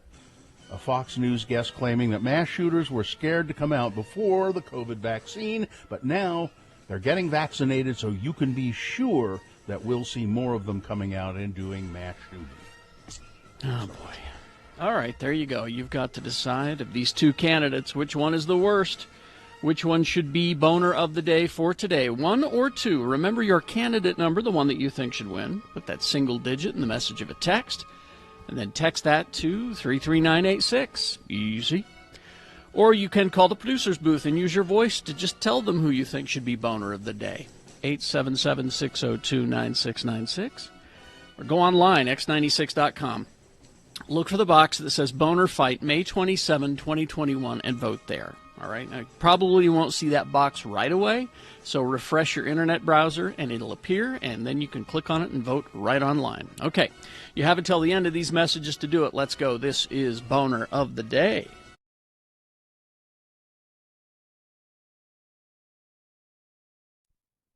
Program, Carrie and Bill. And let's see. It's time to check out the answering machine. Have you? Yeah, go ahead and access it. We have an answering machine here at work because, well, we don't like personal calls at home. I use my phone at home for outgoing calls only. Hi there, you've reached the offices of Carrie and me, Bill, the Radio from Hell guys. And if you have anything to say to us, we're not picking up, so wait for the beep. Usually these calls come in after hours. I mean, after we're not here, that is. After like 1 or 2. It's rewinding. Yeah. Hi, Mr. Allred. This is Dr. Arnold's office calling. Oh. I have what I hope is good news for both you and Samantha. Samantha's definitely pregnant. Hey. She's a very healthy bitch, so we anticipate no problems. She's about a month along. Good. So she should deliver in about 2 months. No. Office will be open until 5 p.m., so please try to pick her up before then. We'll have her well-groomed and ready to go. Well-groomed? I didn't tell you guys I got a Thank Chihuahua, you. did I? Oh, it's a Chihuahua. It's a little. I got a new little dog. Oh, they're so cute. I know you got little beady eyes. Yeah, they are. Gonna have Hi, pups. Gary. This is Libby Weaver from Fox News. Oh. Hey, would you stop leaving your underwear in my mailbox? Again? If you don't stop, I'm going to have to call the police, Carrie. Bye. Yeah. Yes, this is the in vitro fertilization clinic at the University of Utah calling for Ralph Allred. Mr. Allred, we have the sperm sample you left with us yesterday, and, well, I'm not sure what to say here. The sample you left with us, it's not human. Please Bill, return our call. Bill, you're supposed to... Oh, I didn't understand. Leave yours. Not... Never mind. Hi, Carrie. This is Shauna Parsons from Fox News. Listen, you've got to stop leaving your underwear in my mailbox. This is getting absolutely turn this ridiculous. off? I have called the Salt Lake Police, and there is a restraining order against you, so wise up. Can we turn this off, please? Way to go, Carrie. None of any... Add it Bill? again. It's Chunga. I got my big toe caught in the no. water spout of the tub again, and I can't get it out. Again? I've been here for about 2 hours, and I'm lonely, and the water's too cold. Bill, I ran out of beer, and I'm down to my last cigar. This happens to Now, you. I know you said that last time this happened, you wouldn't help me again, but everybody else has said that too. That's right. Can you come over? No. Please? No. Well, I see... make sure you bring some soap, Well, okay? I see you got out okay. Well, I mean... finally. Again, you did this. Mike Summers came and got me out. Well, how nice of him to do. He brought some soap and... How nice. Your little sponge bag. Yeah. All right. Carrie, Al Bain from K-Bear calling. Oh, Al Bain. Look, do me a favor. Quit leaving your underwear in my mailbox. we And turn- I know they're yours because I don't know anybody else that wears Ren and Stimpy and Simpsons underwear. Can we So I turn know this they're off? yours. Wouldn't mind as much if they weren't soiled, but quit leaving them in there or I'm going to have to call the authorities. See ya. So the little problem is back, hey? I was wondering what that was in my mailbox, Carrie. Way to go. You're sick. Night.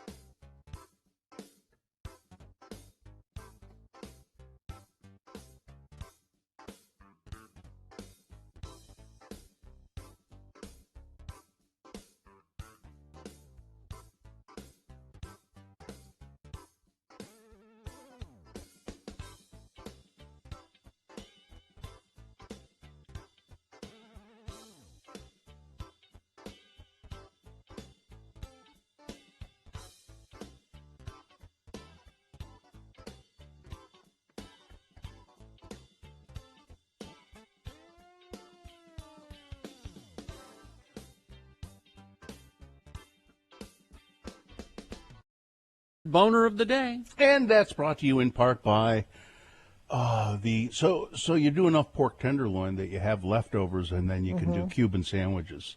So it's going to be Cubans tonight, I think. Oh, nice.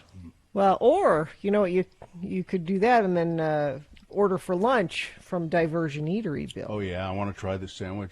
The saucy pig sandwich from Diversion Eatery, pulled pork, honey barbecue sauce, pineapple coleslaw on a toasted Tuscan bun for $8.99. Dine in or take out. Visit diversioneatery.com for the menu. So, Bernard, candidate number one, I was like, you got to be kidding me. This is the story of a special ed teacher, new to Salt Lake. She's just, getting here. She's going to work at a special school. And her car gets busted into, things stolen from it. But even worse than that, whoever did it leaves behind a racist message in the car. That's number one. Went up against number two. The more vaccines you have, the more shootings. It's just logic. A Fox News guest claiming that now that mass shooters can get vaccinated, they'll come out and do more mass shootings. So we shouldn't have vaccinated people. Or certainly don't vaccinate mass shooters. That's what. Okay. How do we know that they're going to be mass shooters? Well, hey, come on, science. Science? Science can But tell you don't think that we should? All right. It's logical. Quit trying to understand. There's no understanding. Mm-hmm. Yeah. But the clear-cut winner was boner candidate number one. I was like, you got to be kidding me. Racist message. There you go. That's the boner of the day for today, May 27th, 2021. It is now qualified to be boner of the week. That happens at about this time tomorrow with Dave the Flower Guy. Yeah. Comes in here like a Florida politician, takes away your right to vote, and it just tells you who won. Well, Bill, I'm very disappointed in you. Wait, before you talk about how disappointed you are in me, I should do this story about the guy who did Hungry Hungry Caterpillar. I need. That's the. What? That's what I'm disappointed in you about. Why are you disappointed? And I've been meaning to get to this story all morning. Yeah, it wasn't important enough to do in the news. You save it for the throwaway half hour of the show. I know. Nobody's listening now. I'll be honest. This is the part of the show where I can be honest because, as Gina said, nobody's listening now. I forgot. I had it. I was sad about this. Illustrator Eric Carle. He did the Very Hungry Caterpillar? It's the Very Hungry Caterpillar. And Baby Bear, What Do You See? And so the Very Hungry Caterpillar. Yeah. Is one of my favorites. And one of my Gina's kids' looking favorites. at it right now. And do you want to know what he ate on Saturday? Because that's the best day. What kinds of things do caterpillars eat? Well, so, earlier on in the story, he had an apple, and a pear and a blueberry, Okay. But then on Saturday, he ate through one piece of chocolate cake, one ice cream cone, one pickle, one slice of Swiss cheese, one slice of salami, one lollipop, one piece of cherry pie, one sausage, one cupcake, and one slice of watermelon. And that night, he had bad dreams. Had a stomach ache. Yeah. So what do? So this is a book you read to your kids when they eat a bunch of crap. Because the next day was Sunday, and the caterpillar ate through one nice green leaf, and he felt better. So if you have a Saturday where you eat cake and ice cream and pickles and salami and cheese eat a leaf. I'm a little concerned about this caterpillar's health. I think that there's something that... and I think you can see why Gina's kids are screwed up. Because caterpillars don't eat a lot of that stuff. No, they don't. That's why he got sick to his tummy. So Gina has taught her children to eat a leaf. If you ever have, ever sick to your stomach, go out and eat a leaf. All right. Nice. Well, let's do a trifecta of beloved children's people who died this week. All right. Who else? Who else? So you got the guy, the illustrator Lois Elhert, who did Chicka Chicka Boom Boom. Oh yeah, I know that book. He died. And the guy who was the voice of Sebastian in The Little Mermaid died. That's right. So, I forgot that one. So there's your trifecta of beloved children's stuff. Oh. People died this week. Yeah. Well, that means we're good for a while then. If we lost 3, I'm sure. we should be set. Mr. Carl had quite the very hungry caterpillar. He had quite a good career, though. He was 91. He did a book, too, about the rubber duck, a boat full of rubber ducks, shipment of rubber ducks that went overboard on a shipping container, and following all the rubber ducks where they went all over the world, based on actual events. It's sort of it's a true story. Yes. Yeah. It's kind of a documentary, right? Yeah. And now we're getting, that book sucks. What? Why? Very Hungry Caterpillar's a stupid kid's book. If you want a good kid's book, go find The Cookie Monster and the Cookie Tree. That is... Yeah, let's argue about that. That's worth arguing about. Book. And, of course, Atropos has sent in his version of the book, which is the Very Hungry Cthulhu Pillar. So that's what does very he different. eat? Souls. Different souls on different days. So, let's see. And throw away half hour of the show. I guess I'm a nobody then. No, Yeah. no, you're Nobody's not. listening right now, according to Gina. So nobody's listening. You're important. All listeners are beautiful. After all, we all know that the best children's book is Grover. There's a monster at the end of this book. That's the best. It's me. It's a trick. All right. Oh, and Paulette's listening. Hi, Paulette. Oh, hi, Paulette. We'll take a break. We will be back crawling towards the exits after these. Stand by. Manscaped. Yes, indeed. It's Father's Day coming up. And now here's the thing: is I got a message from somebody who said, "Well, I don't have to order it through you guys because they're at Target, the Manscaped stuff." And I'm like, "Yeah, but you don't get the deal." No, at you Target don't. that we offer. 20% off plus free shipping at Manscaped when you go to the website and you just use the code X96. There are all kinds of great products there for your dad. There's and Manscaped is the only brand dedicated to grooming below the waist. They have the Lawnmower 4.0 body hair trimmer. They have all kinds of various potions and elixirs that you can, put on your private areas. And they even have a shaver and some gel so you can get a really, really smooth, close shave and do it safely. So Manscaped, you get 20% off with free shipping. Just go to manscaped.com and use the promo code X96. It's from the Girl Scouts. Okay. And then there's a nice letter say, "Hey, Bill, we get you. You're a guy's guy. You have unassuming strength, a casual confidence, and an uncompromising integrity, and are so dumb you don't know this is a form letter." Wow, they really know who I am. You know the spread of Sunday's game and have a steak ready to grill and a cold drink waiting in the fridge. You're man enough to be a Girl Scout. So I've been given a membership in the Girl Scouts. So what do you... And then I got this. Do you have to sell your own Girl Scout cookies? No, I think what that means is they'll hit me up periodically for money. Yeah. That's a great gift, then. I didn't want to say that what they're doing is opening a door to something that you will regret later. But now I get this card. Now, little Bill, sick. He's sick. He was very ill.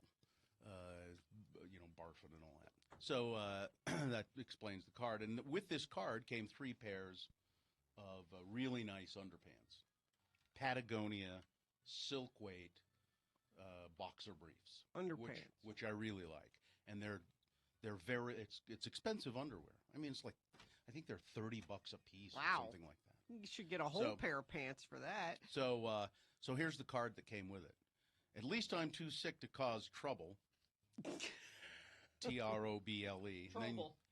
And then you open it up and says, "Or am I?" ? This is your Father's Day card?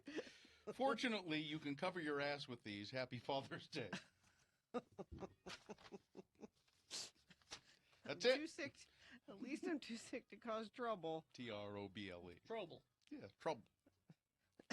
Or am I? And then you open it up. That's a threat. Or am I? That's a threat, is what that is. That's exactly what it is. So it was my Father's Day threat. Yes. Anyway, that's nice to be a Girl Scout, though. Snowbird was awesome yesterday for Father's Day. There were a ton of people. Saw lots of friends of the program up there. They had garlic fries. It was perfect. They had bacon on sticks. Big, thick bacon on sticks. So Gina was happy, and that made it a good Father's Day because she got what she wanted. No, everybody got. Joe got a massage up at the cliff. Daddy Gary got a massage up at the cliff. Mm-hmm. But first and foremost, they had garlic They fries. had garlic fries They had and garlic bacon on fries. sticks. Yeah. I went out to the Christiansen Family Farm, Hog Heaven in Vernon on Saturday, and bought a bunch of meat. That was bought pork and beef, and that's actually for my wife's birthday, who's her birthday today. She wanted meat for her birthday. The gift of meat. Everybody's got something. Yeah. You? No. Nothing. All right. What? I'm not a father. Well, you didn't see your dad. I did. Oh, you did. Oh, see you your did. Yeah. See that. How's he doing? He's fine. Okay. Yeah. How's his Did you mustache? give him meat? No, he gives me meat. Oh, okay. He's the farmer. Harry gives him money. Yeah, I give him cash. We've discussed that. Here, Dad. He does it under the table so nobody can see. Yeah, there you go. Hold out your hand. Buy some more life-giving medicine. There you go.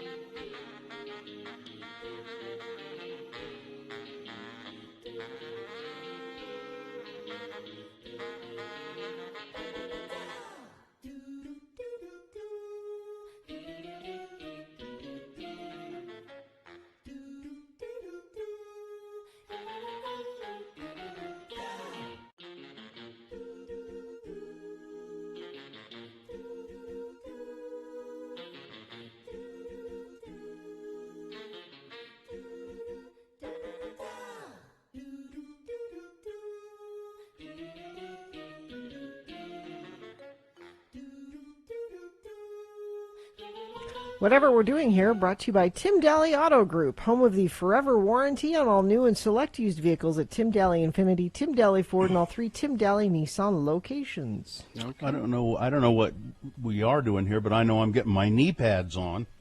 Hey now. If we're gonna crawl to the exits, I always wear knee pads. I don't like to. Should we scooch? If you scooch, I don't think you need knee pads, because you do that on your bum. Scooching? Scooch? Yeah. Yeah. It's like yeah. like Mr. Toad driving his car when he didn't have it. You scooch. Yeah. You could pogo to the exits. That requires effort. That's too much effort. Yeah. Scooching is kind of hard, too, if you think about it. Yes, but it's fun to say. I wouldn't recommend scooching at all, no. Roll. You could roll. If the exits were downhill. Stumble. Really, to be honest, I stumble to the exit. Generally. Stumble? That could be dangerous. Yeah, I stumble to the end of the show every day. What is that? Well, look at that. This is the end of the book, and the only one here is me. I, lovable furry old Grover, am the monster at the end of this book. And you were so scared. The end. I love that book. There you go. Thank you. Let's see. Yeah, see, that's somebody said, you guys always crawl. Could you use another verb, perhaps saunter? And I kept telling them, it's too much energy. Sauntering is too, yeah. I like saying use the rolly chairs, because then you have little movement, but you can still push yourself and have fun. So wheel ourselves toward... Yeah. Well, it's a form of scooching, really. Yeah, see, there you go, but it's an easier way. Yeah, it's a form of scooching. Okay. All right, well, let's do the promo, and then we have work to do. Okay. Wait a minute. Oh, there it is. Wait a Okay. minute. Here we go. Gosh darn. We're going to do it right now, Gina. You ready? I'm here. Okay. The weekend is within our grasp. So welcome Friday with open arms and this week's final Radio from Hell show. We all enjoy Fridays, but having another drink with Jimmy the Wine Guy makes it even better, which happens at 7:45 a.m. So pop open a bottle of wine and join us. We'll be enjoying some rosé wines from Kim Crawford and Meiomi Wines, but stick around because at 8 a.m. Jimmy will be answering your boozy questions. Yes, we do want you to call in. Plus, Mayor Jenny Wilson is back at 8:45 with our Salt Lake County update. Then Dave the Flower Guy will be here to crown Boner of the Week. So join us, won't you, for a drink and more on Friday's Radio from Hell show on X96. Okay. Carrie, aren't you going to complain that you only had one line in that promo? No. Well, Carrie doesn't complain about that sort of thing. I do, Gina. I was just more concerned that I pronounced Meiomi right. I realized. Yeah, that's right. Is it Meiomi? Right. It is. Okay. All right, just wanted to make sure. Because I don't know. I see the label, but the label doesn't have an audio button on it that says, it's pronounced Meiomi. That's a question we can ask Jimmy tomorrow. Yes, indeed. All right. I think we got all business taken care of, didn't we? All right. Fine job, Katie, as always. Thank you. Live long and prosper, bitches. Don't you know who I am? I don't recommend scooching. Corey is next.